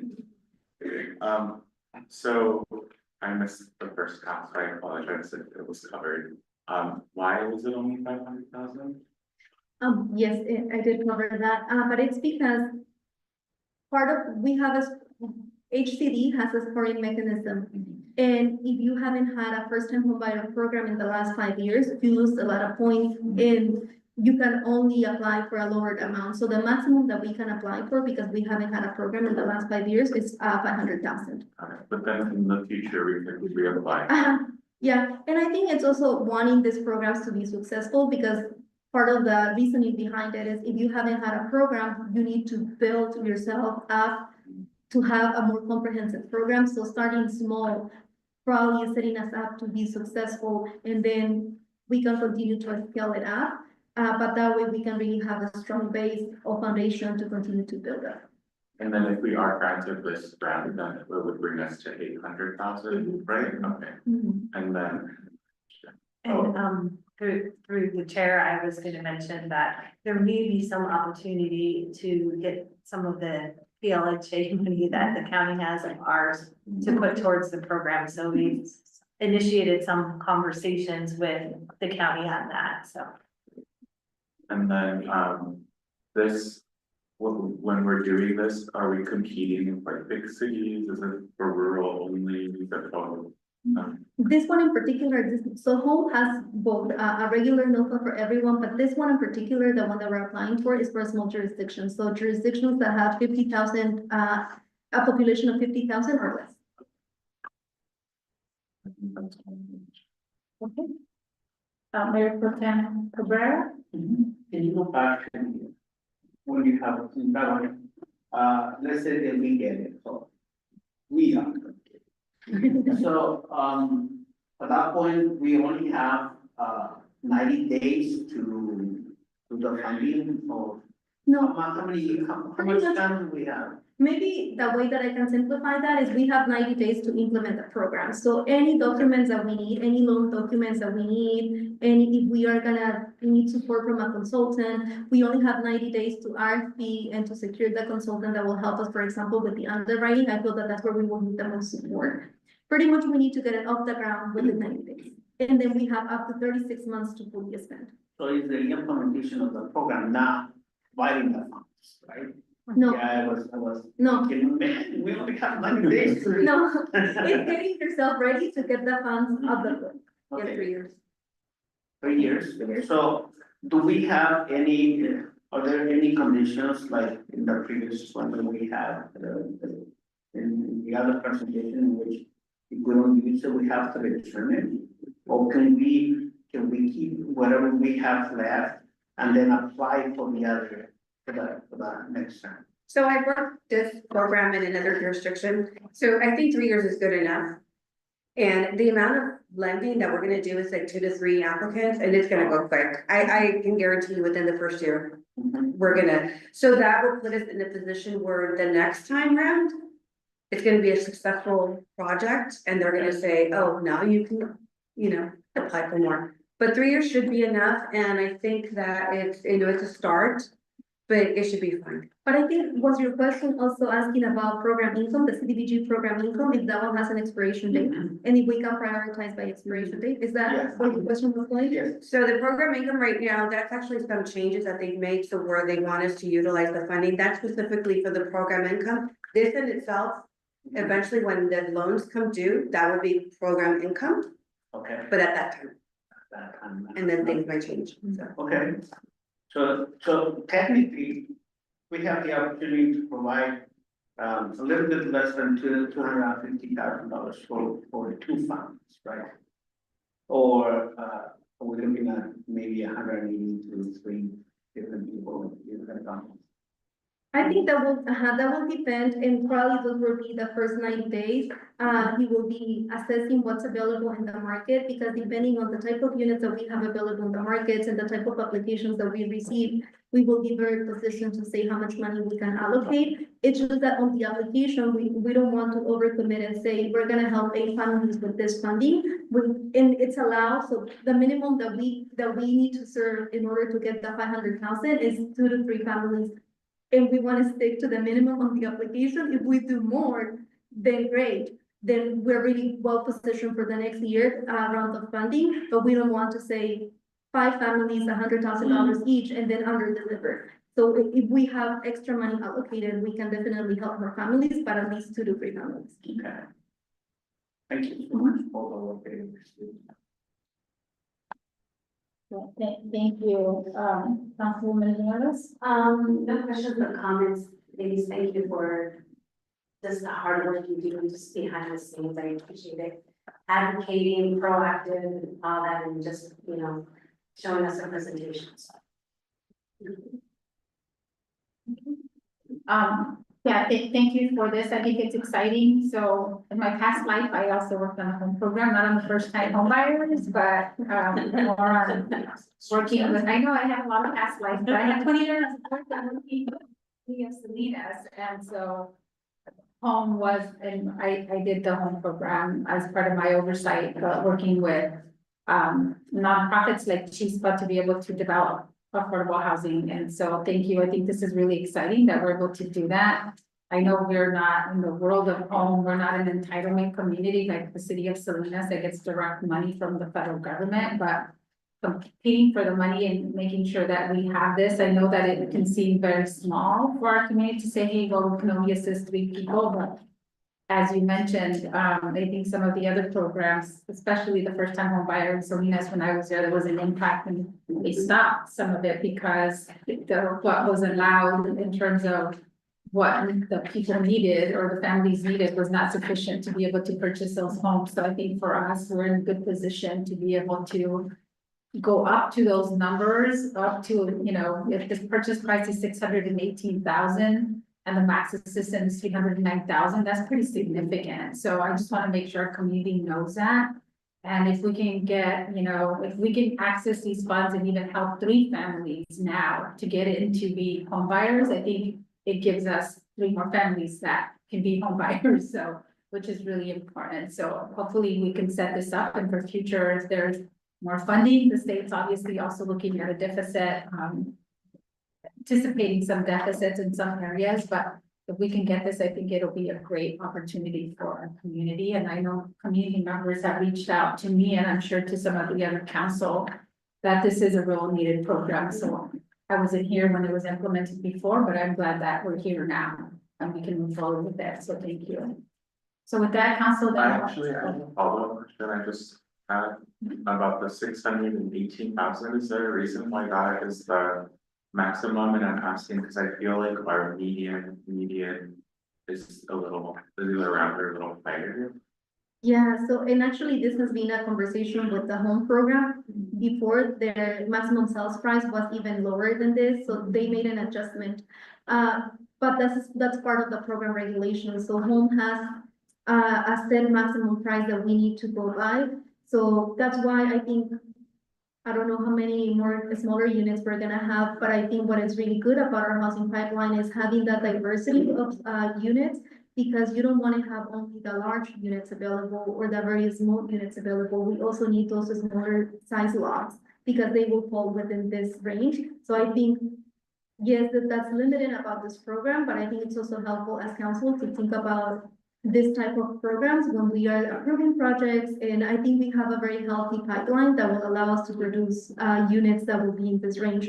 If we get this round of funding and we're well positioned to reapply and continue to receive this type of funding, I think we have the pipeline that is needed to pour units to qualify under the maximum sales price. Thank you. Yeah, I think we've been pretty good about wanting to be, or being vocal about wanting to see more smaller homes as well, so. Thank you. Okay, council, so with that, then I will entertain a motion to approve resolution 6218. Okay, so I have a motion on the floor, Councilwoman Banuelos, and I second that. So there's a motion on the floor. All in favor, say aye. Aye. Any opposed? Any abstentions? Okay, great. The motion carries unanimously. Thank you so much for, do you have a? Not a question, but I think 6217 and 6218. Oh, yes, thank you for that. Oh, yes. So resolution, I have highlighted 6218, that's why I forgot about the first one, 6217. So do we need to take them separate? We've already did. We already did 6218. So I should. So hold on, council. So, resolution 6218 carries unanimously, so that's been approved. So now we move on to resolution 6217, and I have a motion by Mayor Pro Tem Cabrera. Do I have a second? Second by Councilwoman Banuelos. All in favor, resolution number 6217, say aye. Aye. Any opposed? Any abstentions? Okay, so resolution number 6217 carries unanimously. Thank you. Okay. Not to move about. Yeah, yeah. Okay, council, so we'll move on to resolution number 6219.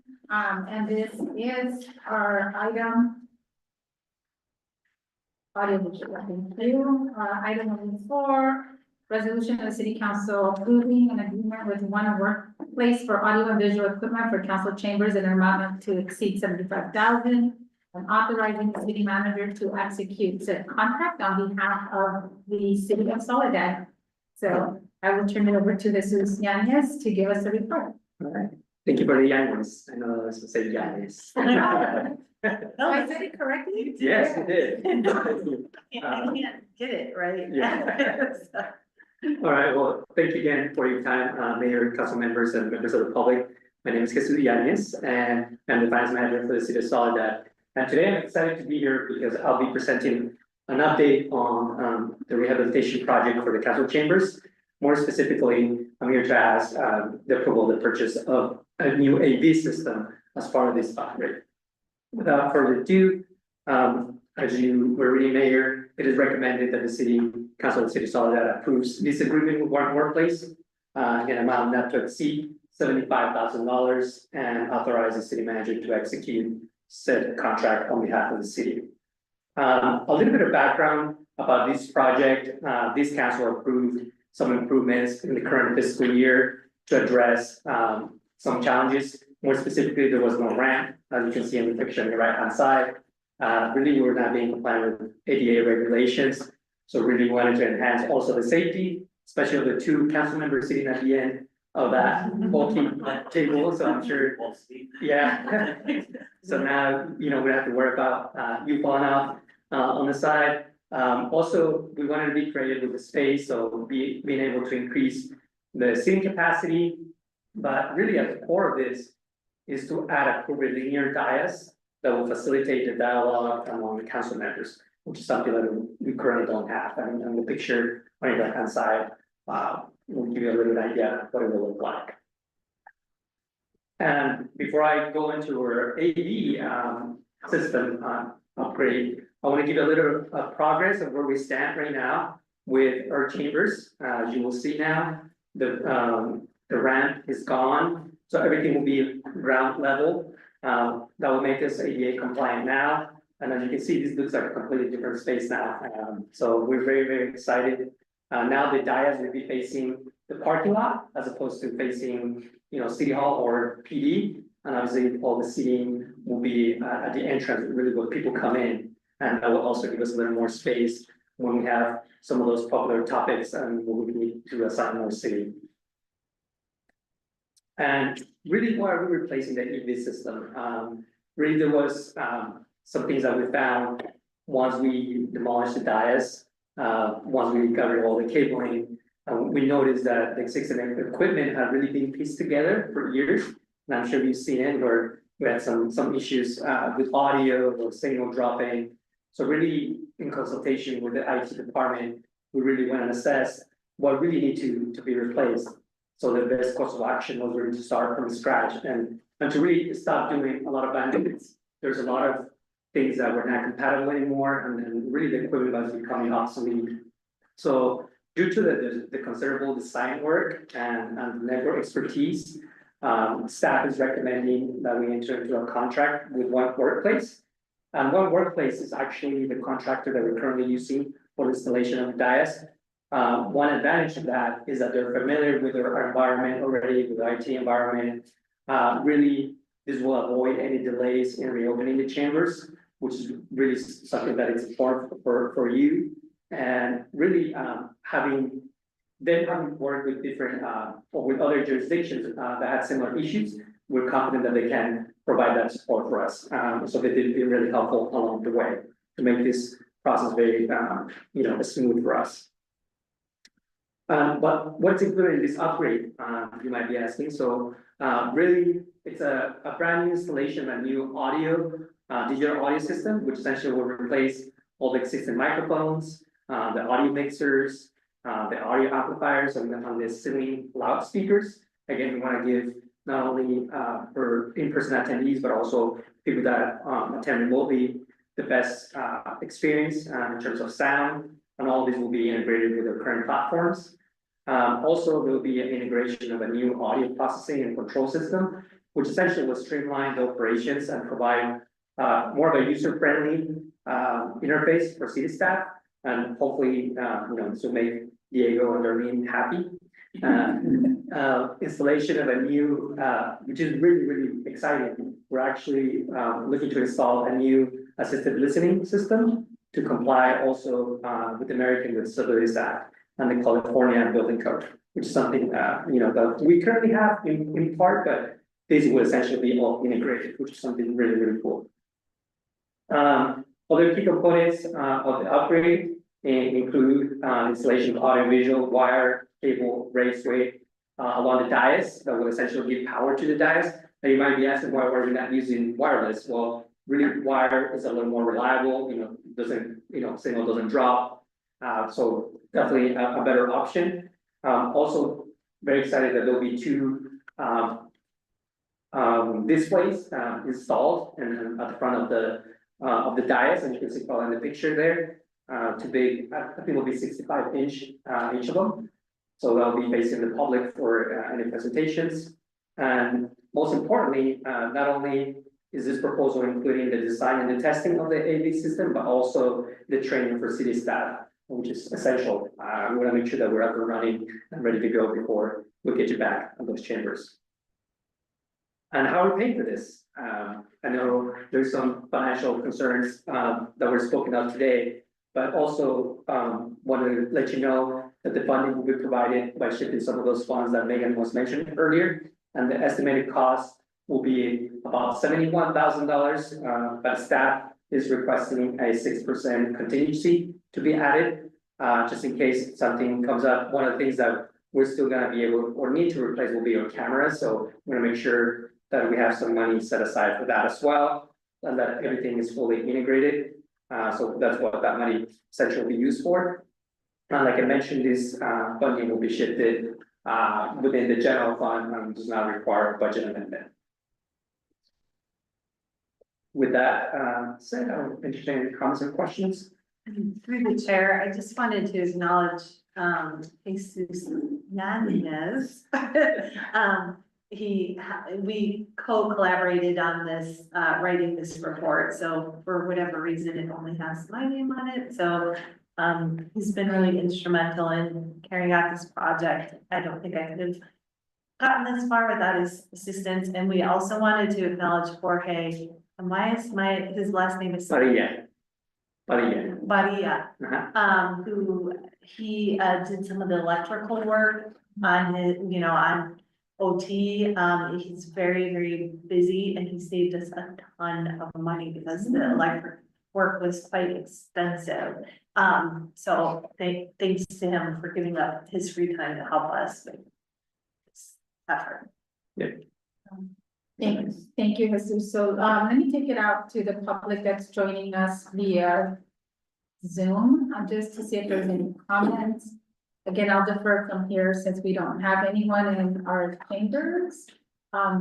So anyone, that is joining us via Zoom would like to make a comment on resolution number 6219. Please raise your hand. Okay, seeing none, then I will close the public comment, and I will bring it back to the council for any comments or questions, and I'll start with Council Member Caldera. Just a comment, I believe that wiring goes back to, when that place used to be a courthouse. So that's the reason why it's that old and it's long overdue to replace it. Yes. So, I support the project. With, And thank you for that historical context.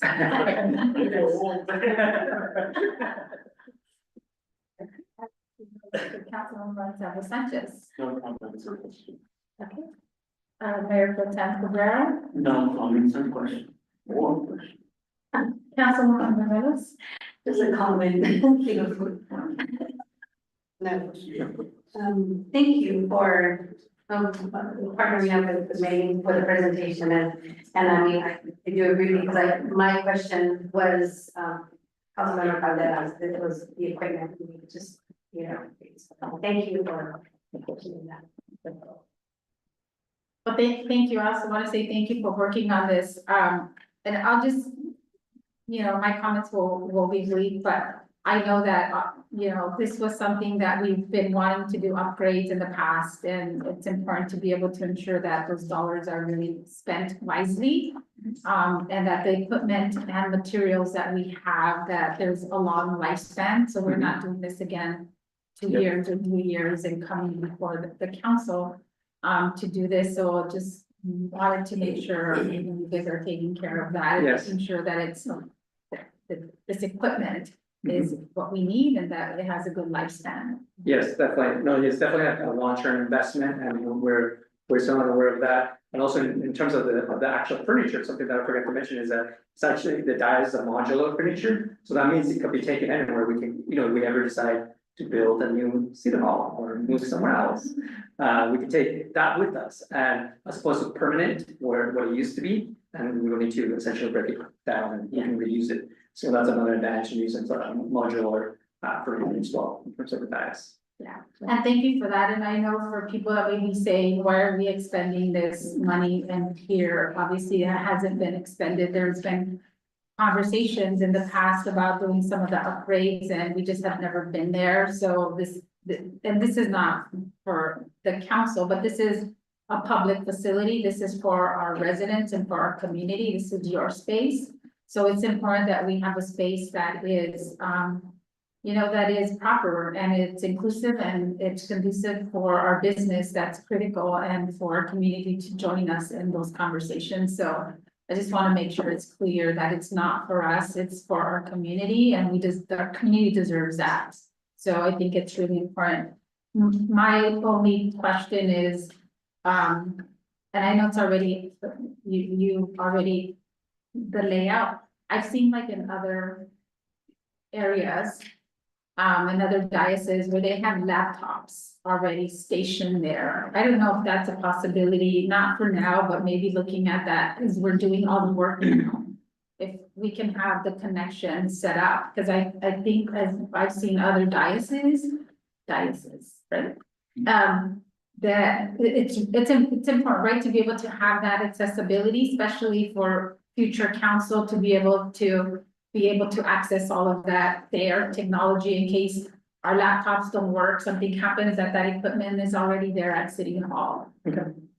That's something that we consider as well. I think in terms of the cost, we have to consider that as well, because it would have been additional cost.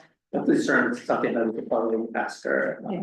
And we do have, as council knows, we are having to update our servers and so forth. So there is gonna be a counterpart, and at that point, we can work on that as well.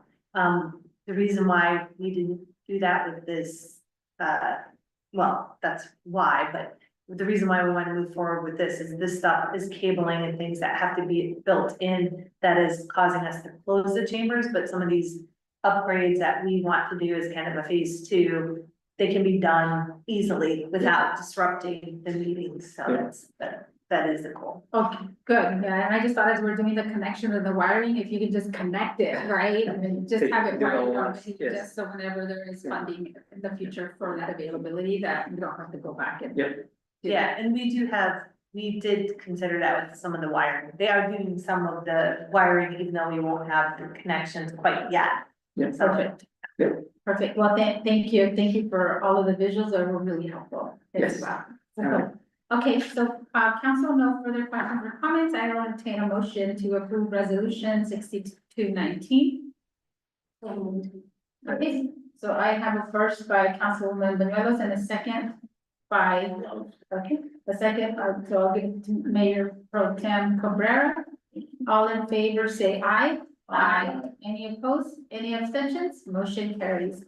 Okay, good. Thank you so much, Jesus, for all the work on that, and hopefully we can get back in there. Yeah. soon.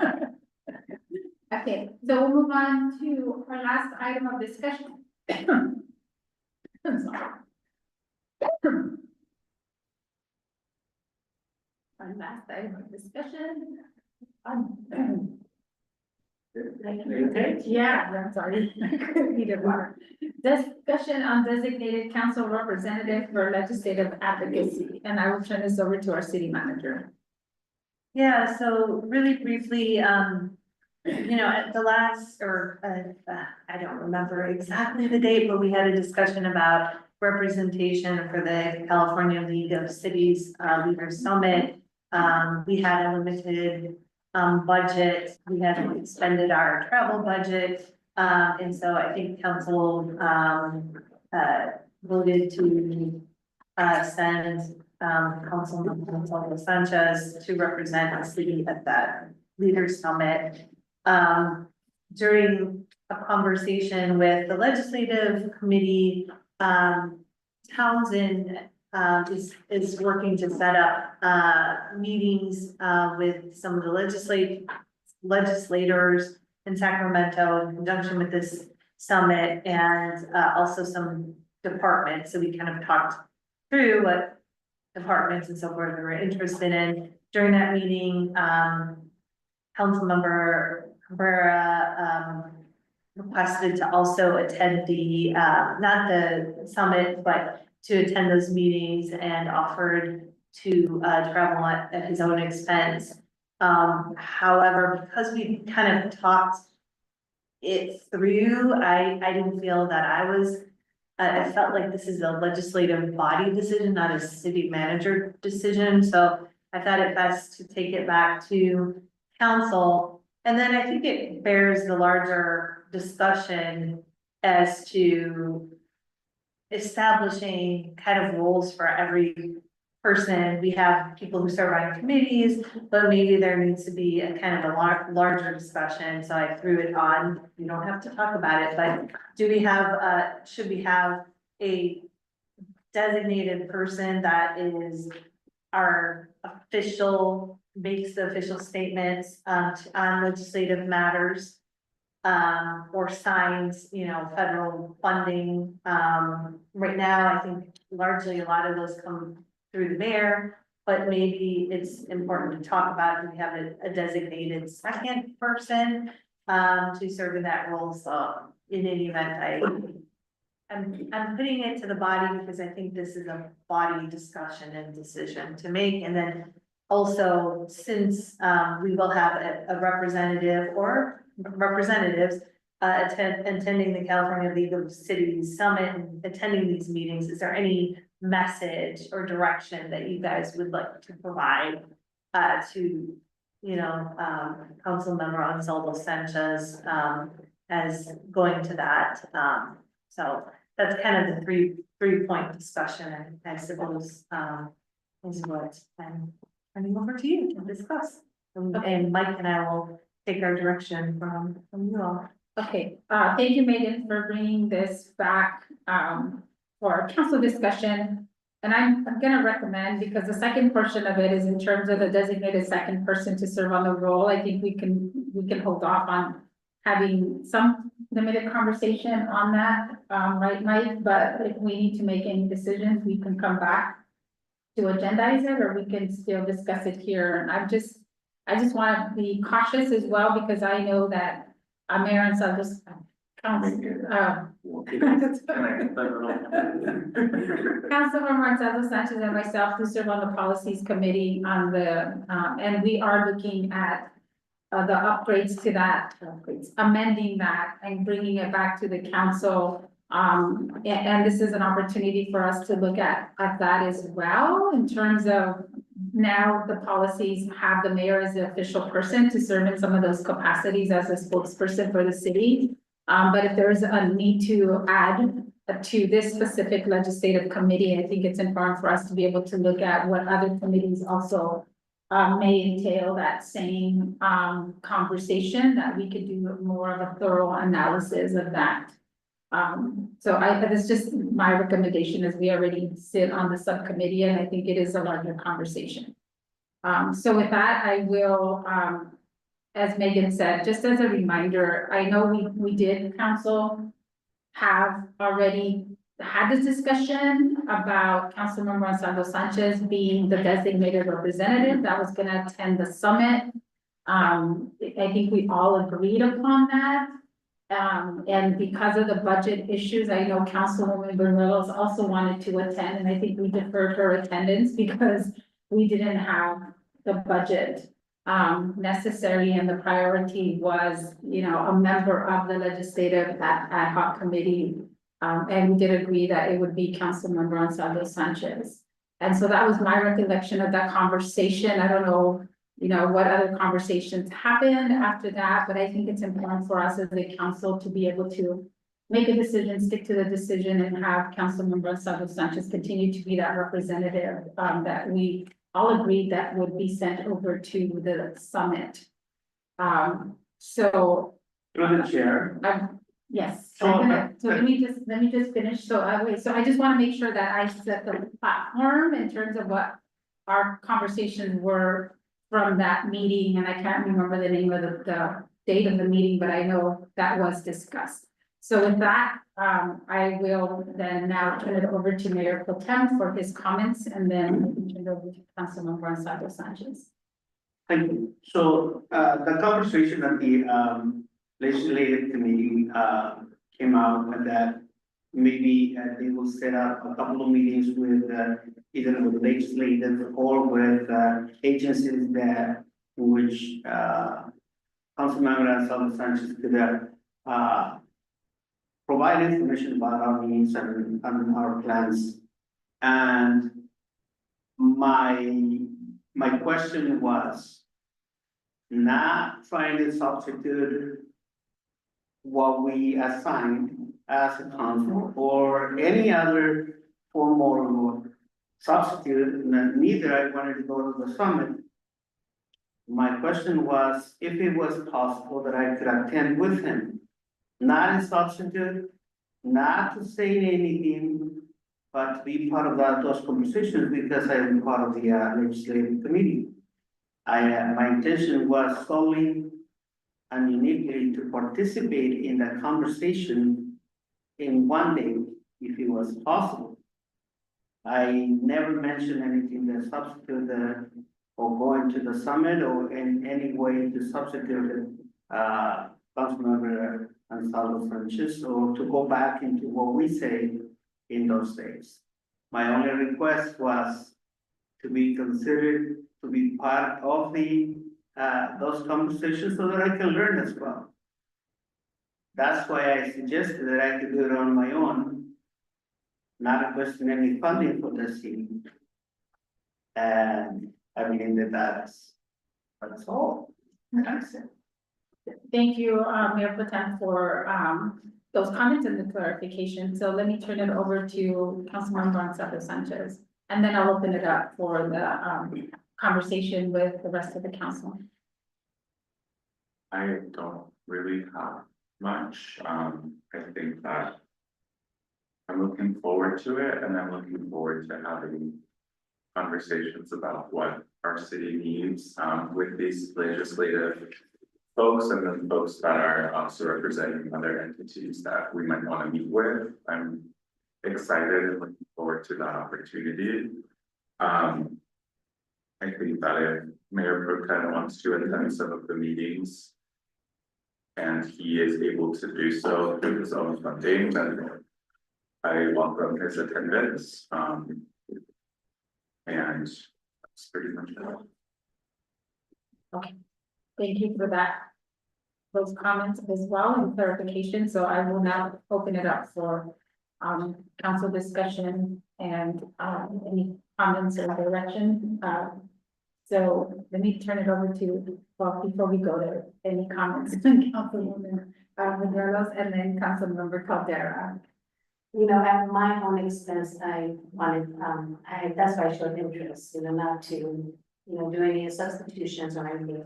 This is my own interest, this can be coming out of my own expense and to attend these meetings as well. Okay, so let me just clarify. So I know you had shown interest in attending the conference, so right, not necessarily just for one day to attend the meetings. It's the summit. It's a summit, the entire summit, yeah, that was a discussion. Yeah. Councilmember, I actually felt the same way, to gain some knowledge of, what it was all about, you know. I mean, and we never, well, at least I never did say or comment anything about replacing anybody, but either way, you know, I mean, I think the more people get involved, the better anyways, so. I'm okay with whatever said anyways, also. Can I make Okay, additional comments? yes, and then I'll make my comments and then we can move forward. I think it's great that everybody wants to get involved at the summit. I would just caution against having a lot of us attending meetings with legislators, just because we typically only get about maybe the maximum 15 minutes. And if it's a lot of people in a meeting, I think it can get a little chaotic, and I think it's better to have just one or two people meeting as representatives of the city, just so that the conversations don't go into tangents or just like spend half the meeting just introducing like 4 or 5 people. So I would say that obviously if anyone wants to go to the summit at their own expense, and more power to you, but I think these legislative meetings should be just one representative or maybe 2 in some cases, and I think that's kind of why we have a legislative ad hoc committee to be able to be those representatives. But it's nice that everybody's excited and looking forward to it. I think that just shows how much we want to represent our city and want to be able to have a voice and to be able to use that voice on behalf of our residents. So that would be my recommendation. Okay, so So through the chair, and I defer to Mike on this, but I don't think we can have more than 2 people in a room That's right. discussing it, because it would be probably a violation of the Brown Act. Yeah, I think we have to defer to whatever the rules of the actual organization are. Well, I don't know whether or not they authorize more than, a single representative at the meeting, but yeah, I mean, we would run into the problem, if we had more than 2, we would have an unnoticed meeting, which we'd have a hard time justifying, so. yeah, so, yeah, I don't think, Mike, if I can make a comment, because I don't think the organization, like the Cal Cities the Cal League of Cities who puts this on, I think they defer to us as a council who wants to attend.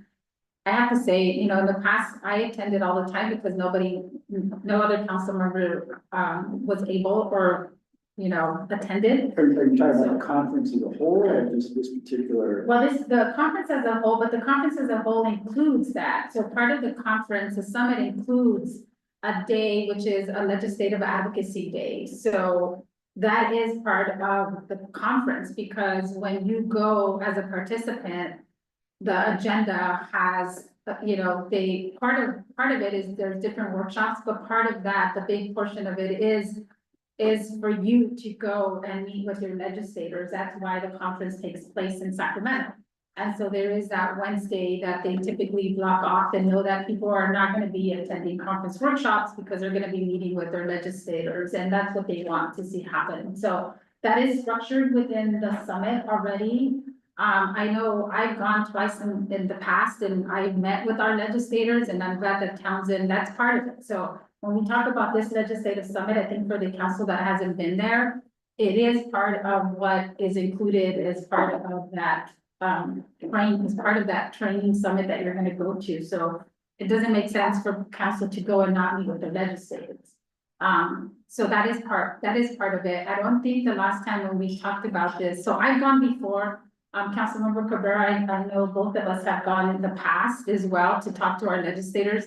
And I would also caution that we don't have more than two, obviously we can't, but I think we only get 15-20 minutes with them, if at all, right? So we have to be very on point. We have to, you know, really work with, our Townsend does a great job of putting together, helping us to get these meetings, and then prepping us for some of what the discussion's gonna be based on what the needs of the cities are. And I know Megan typically puts together a pamphlet or not a binder, like a packet, a folder that whoever is gonna be representing the city takes with them, because they're gonna hand that out to the legislator that we're meeting with, along with some of our talking points. So it is a prepare, we have to be prepared, we have to be focused, and so it does take effort, right? We don't just go and, hey, showing up, you know, it is part of that. So, I mean, I just think for me, if I know the discussion, my preference is, as council, is when we're having these discussions, because we had it already, let's just say, hey, I'm interested in going, but I don't want, I want to pay my way. You know, can we have that discussion at that time? I know we did talk about the Legislative Advocacy Committee and why it was important to have them be the designated people as opposed to the council members that, like Councilwoman Manuelos, that were not part of that committee, to be there this time. So, I appreciate Mayor Pro Tem Cabrera's comments in terms of, his comment was just really, if he could be there, he doesn't plan on attending the summit, just going for this piece, and it would be on his own, not requesting funding. And I would say if he's able to do that, two representatives is enough. I don't think more we recommend. But that Councilmember Ansaldo will take the lead in making sure that they're coordinating all the details that need to be coordinated for those meetings. And yeah, it's great to see that there's an interest. I guess that's a positive. It's great to see that there's an interest. So, and we need to be there because it's really critical. So, Megan, I think, so what I'm hearing from the rest of the council, if I'm hearing it correctly, Councilwoman Banuelos, please correct me if I'm right or wrong, that the council is in agreement. This time, if Mayor Pro Tem wants to go on his own, he is part of the committee, and I know that you also expressed interest in going, but that. I'll defer, maybe it's fine. So that way we can have these two, that's fine. Okay, Councilmember Caldera. Okay, and so if Councilmember Mayor Pro Tem wants to attend, it'll be on his own without asking for reimbursement from the city, is that correct, Councilmember? Through the chair, no, I'm not going.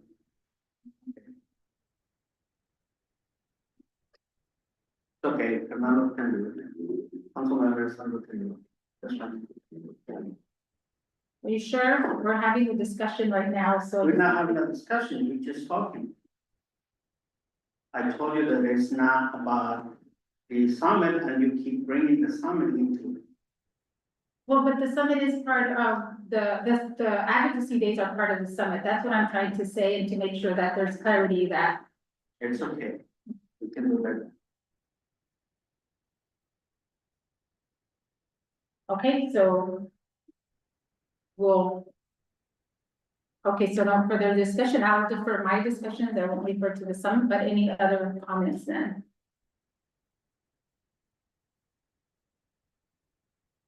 Okay, council. Well, I think it's important to be able to have conversations about things that are critical to us. So we know for next year, this is critical, so we do have, I'm just gonna say it because I think it's important that we start thinking about those conferences that we want to attend as individual council members and looking at the budget that we're gonna have to ensure that by the time we come to the budget process, that we know these are the ones that, you know, each one of us would like to go to. And if this is one of those that it seems like it is, that they have it every year, and every year it's on the same cycle, so that you put for that in already.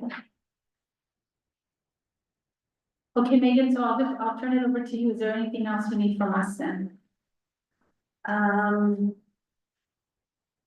I mean, I think the indication was that council is asking to defer any sort of designations for future discussion. And then I didn't know if there was anything that specifically council wanted Councilmember Anselmo Sanchez to bring up to the legislators that he's going to be meeting with, or the departments that I think we threw out a bunch of departments. We don't have confirmation yet on what departments are available to meet, but I don't know if there's anything you all want to make sure is discussed. And then also work to prep them on state matters. Okay, so I know we have a legislative platform, but there's a bunch of them, so council, I'm just gonna leave it open for anyone that wants to have anything that you want to prioritize for discussion. With Councilmember Ansaldo, so I won't go from left to right or right to left, so anyone has any comments in terms of the priorities? I mean. No? No. Okay, Councilman Calderon? No, okay, I'm just gonna say, I know economic development is still an issue for us, housing obviously is another impact. The state doesn't deal with immigration issues, so, but also like the budget deficits and impacts to our communities. Those are the ones that I would. And anything in terms of, public safety, if they have any funding available in this cycle for public safety.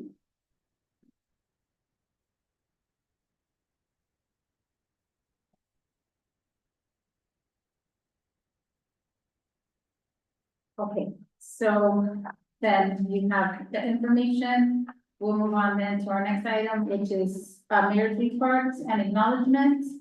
And so let me start. Up to the time. Okay, I'm ready, yes. Okay, so on March 20th, I was invited to Los Padres Elementary School for Career Day, as I did a lot of work in the city of Salinas, so super excited to be there.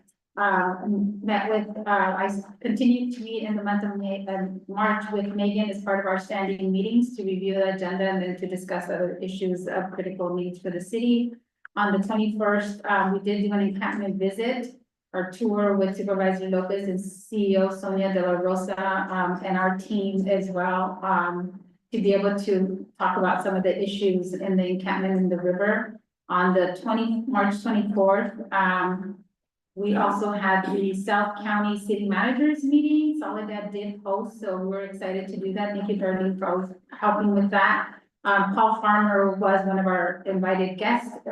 He talked about MCBC, some of the updates on the tourism and initiatives that we have moving forward. And on March 24th, I also attended the LAFCO meeting. So just, you know, some highlights there. We had updates on the special districts, especially where we had discussion on other items, but these are some of the highlights.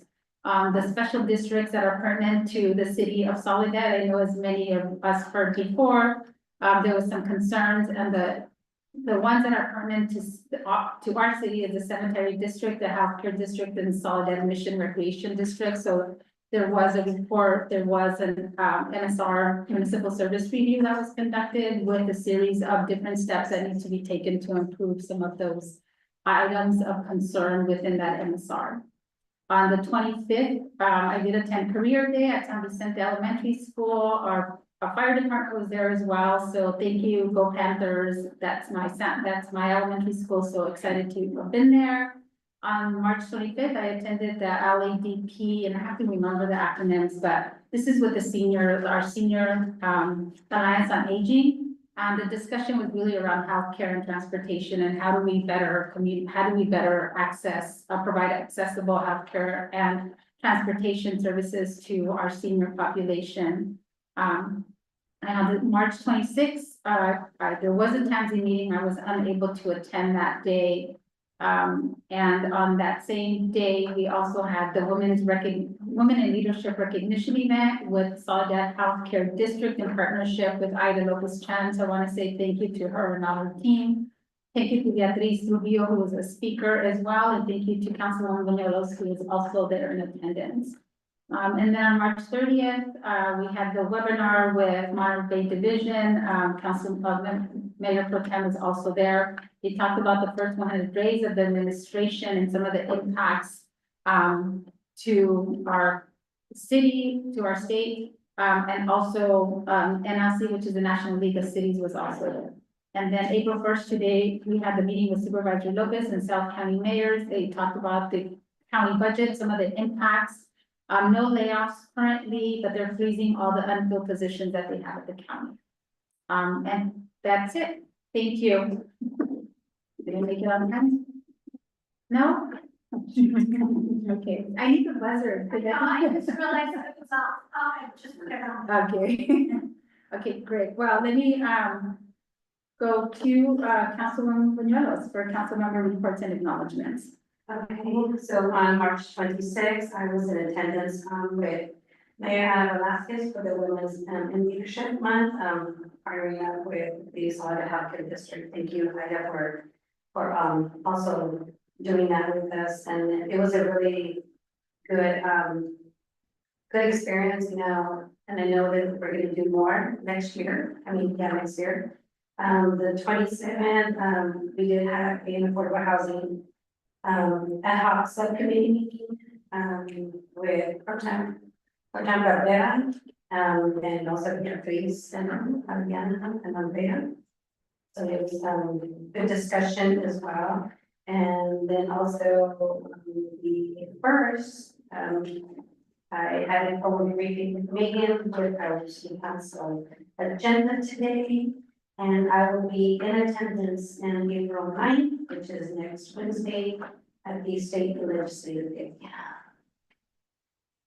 With Barbara's, they reached out to us. Along with Pro-Tem Cabrera, right? Yeah, mine, yeah. That's it. Okay, awesome. Thank you. Okay, Councilmember, Mayor Pro Tem Cabrera. Thank you. First, I believe it was on the 27th, if I'm correct. Councilmember Lasolo, for the legislative committee, we had a pretty good discussion about things that we're going to support. And later that day, along with Councilmember Bañuelos, we attended the Affordable Housing Committee Subcommittee. On Monday, 31st, I attended the March General Cesar Chavez on the support of our community. That was fantastic. Then the next day, everybody else, Tuesday, no, Wednesday. I don't remember. But I attended the Monterey Bay Division, which is part of the League of California Cities, and we had a pretty good presentation. I think that all four of the panelists had a lot of information that can be used here in town. Then the last thing that I did was yesterday I had the meeting with Megan. Yes, awesome. Thank you. Okay, Councilmember Antonio Sanchez. Yes, on March 25th, I attended the Board of Supervisors meeting as Vice President of the Salinas Valley Pride Celebrations Board to accept a resolution for Transgender Day of Disability, which was this past Monday. And then on March 27th, along with Mayor Pro Tem Cabrera, again, we met as part of our legislative committee to give direction to council to either support or oppose certain assembly and state senate bills related to our platforms. On March 28th, I met with Megan to have a briefing for today's meeting. And on Sunday, March 30th, I attended the Salinas Valley Pride Celebration Board's Transgender Day of Disability event that was called Paint in the Park, but unfortunately the parks were closed in Salinas due to weather. So special shout out to the Epicenter that allowed us to move our event to their space. And then I also wanted to give an acknowledgement to Speaker Rivas, who spoke about a Senate bill that thankfully failed, banning transgender athletes from playing sports. So again, special thank you and shout out to Speaker Rivas for that. And that's it. Okay, thank you, Councilmember Cabrera. And that's gonna be brief. On April the 1st, I had a briefing with our city manager, during the meeting, or the agenda. On the 2nd, which is today, I had a bunch of complaints from, the residents about the traffic. Yeah, so that was exciting. On the 4th, we have a tentative, date for our ad hoc committee for the immigration ad hoc committee. So I'm not sure. It's on. Yeah. It's on. Okay. It's on. All right. Well, that's it for me. Okay, thank you for that. So I'll turn it over to our city manager report, and then Megan, if you can address the traffic impacts. I know we didn't say it, but obviously it was a very busy day today. So if you can just please make some comments on that for our community, that as part of your report. Sure. First of all, I definitely humbly apologize for the disaster today. I will say that it was a lesson learned. The city will do better in the future.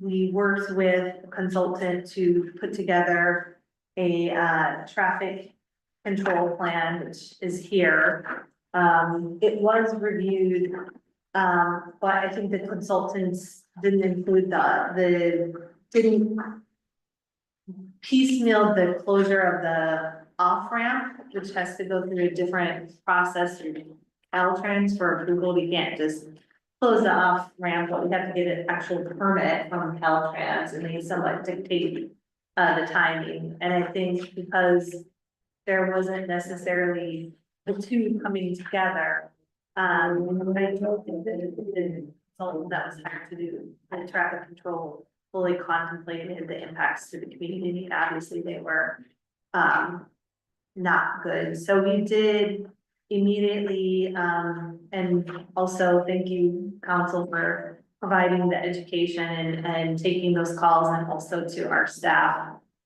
who, you know, at City Hall was also fielding a lot of calls.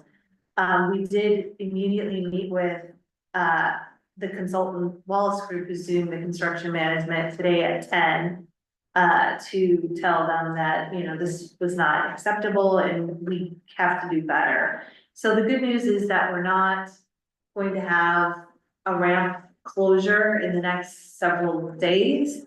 We are going to have to do ramp closure either April 8th, 9th, or 10th to do the paving, because right now we're grinding the roadway, but we'll have to come back and pave.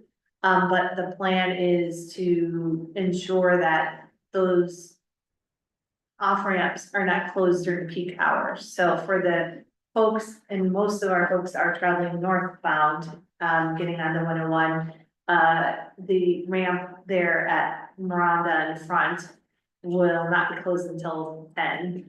So, you know, and we will publicize, you know, well about the closure on the date that it is to occur. And then the southbound ramp, we will make sure that it's open by 3.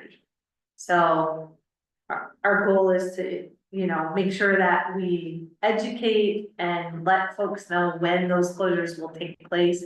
And that we avoid peak hours at all costs. And we ask also that the public bear with us a little bit because we will be in this construction phase for a couple of weeks. We appreciate the public's continued patience because we know there have been disruptions with the sidewalk improvements. And when we're done, we're gonna have a very beautiful front street with new sidewalks, new roadway, some new landscaping, and we intend to make some other improvements in public art and landscaping, so. I think we're gonna have a nice downtown, but we know that it's been an inconvenience for folks. And if there's any questions, people, continue to reach out, we have a plan, we've put some more information on the website. And we'll be providing daily updates.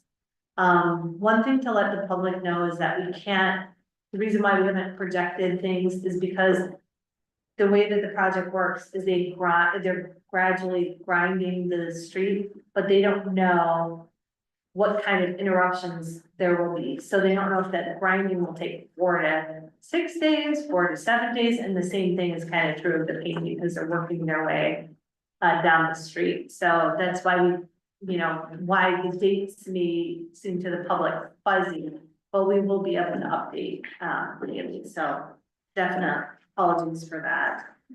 And then I know that went a little long. I did want to let folks know, Saturday we have our strategic plan. So we are asking that you come at 8:30. So we'll have some refreshments and kind of a little, get to know, folks, and then, we will start probably at 9. And then, as I mentioned before, we'll break, but we do anticipate to go the long day, so we're thinking caps on. I did also want to mention that we have the survey out there for the police chief, and we really need.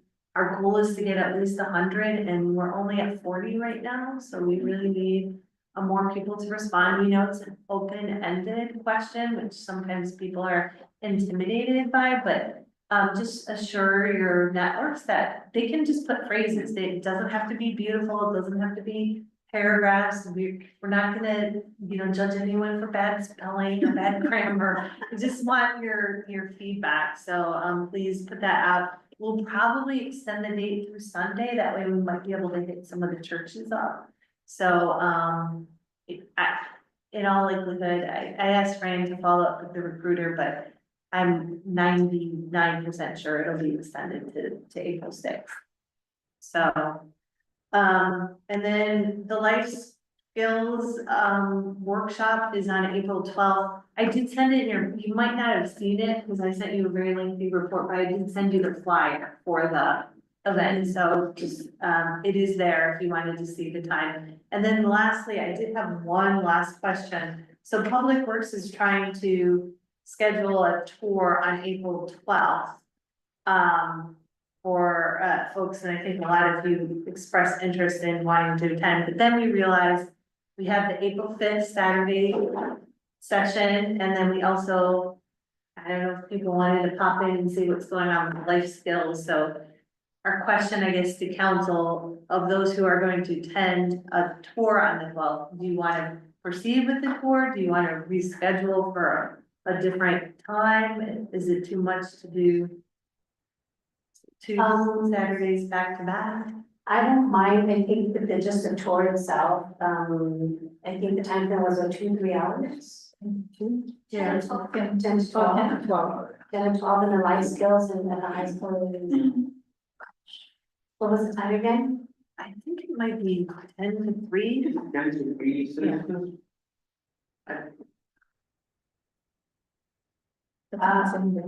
Yeah, it's on the, I mean, It's on the same obviously, day. life skills is geared towards high school Right. students, so it's not really, I mean, it's more for you guys to see what's going on, so you could pop in after, it's not.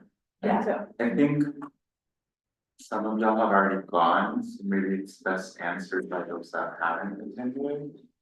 And I haven't attended or toured, and I'm in favor of keeping the April 12th date. I don't know if that still works for you, Councilmember Caldera. You know what, for me, I was either gonna go this weekend to San Diego, but we have that, so on the 12th of October, we go out there to San Diego, so, I mean, but that's fine, we can keep it, we can keep it then. Keep it going. We can keep it to the 12th, but to the, as the timeframe, you know, because I like to be in attendance at the life skill too. So, but so we can find out the date. We can reschedule. It sounds like it may be challenging for some of the people that didn't attend. So we can reschedule.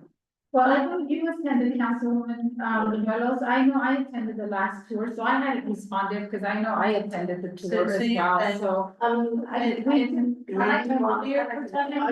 was there, maybe a personal, tour to Fernando. Well, Councilmember Caldera can't either, so I'm saying that if he can't make it, I'm But okay. he's saying that he's going to San Diego, right? And that's why I said that we can reschedule.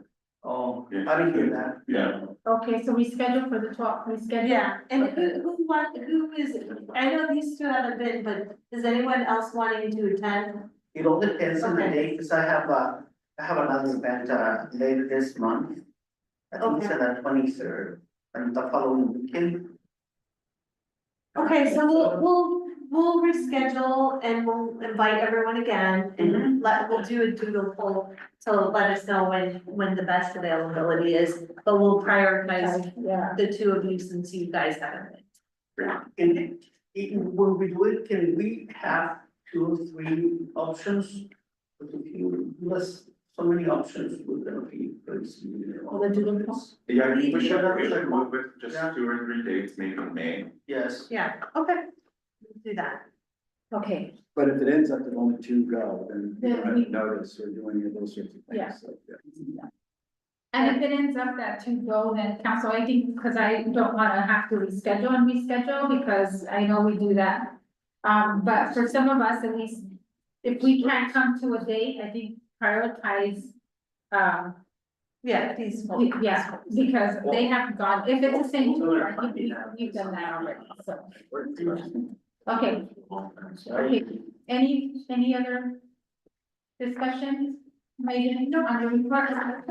Okay, then I will, I actually have a question to the chair, so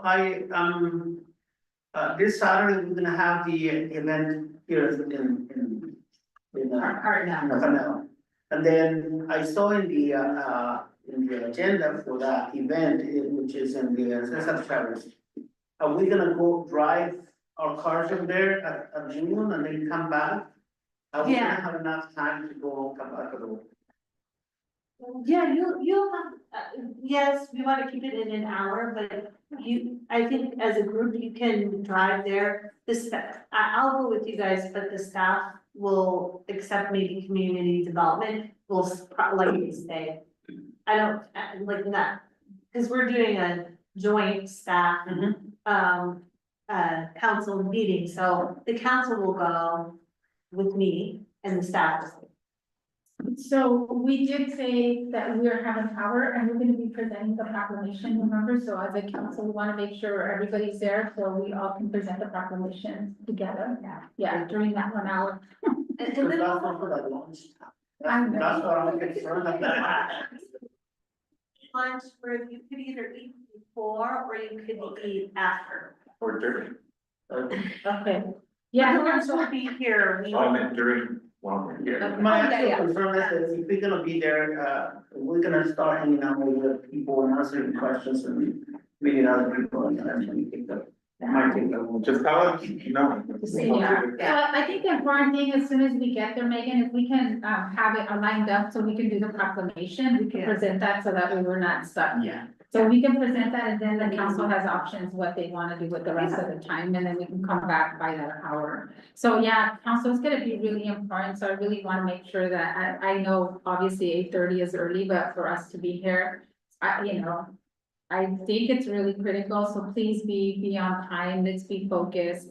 you know, I have to say, I'm missing out a Laker game in LA Oh. for my son's birthday to be here, so. Just for the community, right, this is critical for us to be able to do that, so, you know. Go Lakers, but anyways, I just wanna make sure I know that. Cause it is something important to me as well. Okay, so with that, Megan, on your report, there was, you did mention that Jesus Valenzuela Community Oh, Engagement yes, is, so sorry. yeah, can we just do a? Yes, so, update on that? Jesus, is, found another, you know, a really good job for him that works for his, you know, in Salinas. And so his last day will be April 11th. And he has been, you know, we will, rehire, that position, although, we're working to kind of, structure the job description a little bit more clearly. It was a little bit too open-ended. I think that was a challenge for the staff, who have been in that position. So, part of the strategic plan, I'm sure you guys will talk about community engagement. And if you have any thoughts or needs as we're restructuring that, job description, I'm open and just share it down with me. And so we probably will, post. Our goal is to post, maybe in a few weeks for that. replacement. Okay, yeah, thank you, and if you have any kind of, acknowledgements, please let us know as a council. Yeah. I know it's coming up soon, but please keep us informed if there's a mention or something. Yeah. We, our standard procedure for employees is we usually have a cake time, in the late afternoon. And then sometimes other employees sponsor a lunch, but we do not do that except for big retirements. Okay, So, yeah, because I know it'll be next week and, we won't be meeting again, so. yeah, Okay, we'll let you know. Thank you. And then with that, council will move into future agenda items. So let me start on my left, Councilmember Caldera, and work our way to Councilwoman Manolas, anyone that has any future agenda items. None? Okay, Councilmember Gonzalo Sanchez. I know that we have had conversations about having some sort of recognition or updating recognition on just our stance on our immigrant community and also adding language to include our LGBTQ plus, specifically transgender community. I just want to make sure that we have that back up, ramp that back up. Thank you.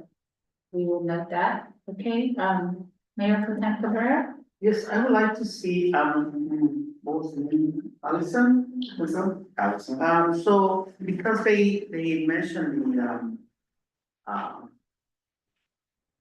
sorry, I'm not okay with that. What was the proclamation that we given? About that? No, the other one. For the police, autism. I think it's, I don't know, but I think it will be a good idea to start conversations around the page that I sent you, for those signs. Maybe they, because they're working on that, maybe that's something that they can look into it and have more information on that aspect. Thank you for that. That was great. So we'll look into Kalinka because that's in our area. So Yeah. we can set up a meeting. Yeah. If you Awesome. wanted to. It is a company, isn't it? We can contact the company directly. But they work with the city. They had I think they had other partnerships. The city was a partner. Yes. Because it was in the parks. Yes, in the point. And you can bring that up as part of the strategic plan as well. Okay, yeah. Awesome, okay. Mhm. Councilwoman Manolas, No, just kind of planning a proclamation for Earth Day, you know, inviting. I'm sorry. Earth Day. Oh, Earth. Yeah. so it's already part of our list of proclamations, but, So, yeah. okay, anything else? Okay, so Megan, I know I've said it in the past, but mine is, you know, the owner of the marketplace provided us provided the community updates in the past, like what else is coming. I know that everybody's excited because we have more development happening in that area. But I think there was, remember he came like several months ago and he did say that he can come on a quarterly basis or to give updates to the council and the community. Can we get him back here just so we can see what are any of the future plans? I know I'm still getting, I'm sure the council is too, what else is coming. So I think it's important to be able to have them communicate with our community, what else is in the works besides what we already know. And then just I'll echo the reso on the, updating it. I know we had talked about it to include more the sanctuary resolution, but to be more inclusive in the language and to add, obviously, the impacts are more than just, I mean, there's a lot more impacts this time around than just to our immigrant community. There's a lot more, so we can bring that back. Yeah, I think just for clarification, what I recall is that we were kicking the sanctuary city discussion to the immigration committee, which is meeting on Friday. And then I think what Councilmember Anzaldo Sanchez wanted was more of, like, we support you, like, despite the kind of hateful rhetoric.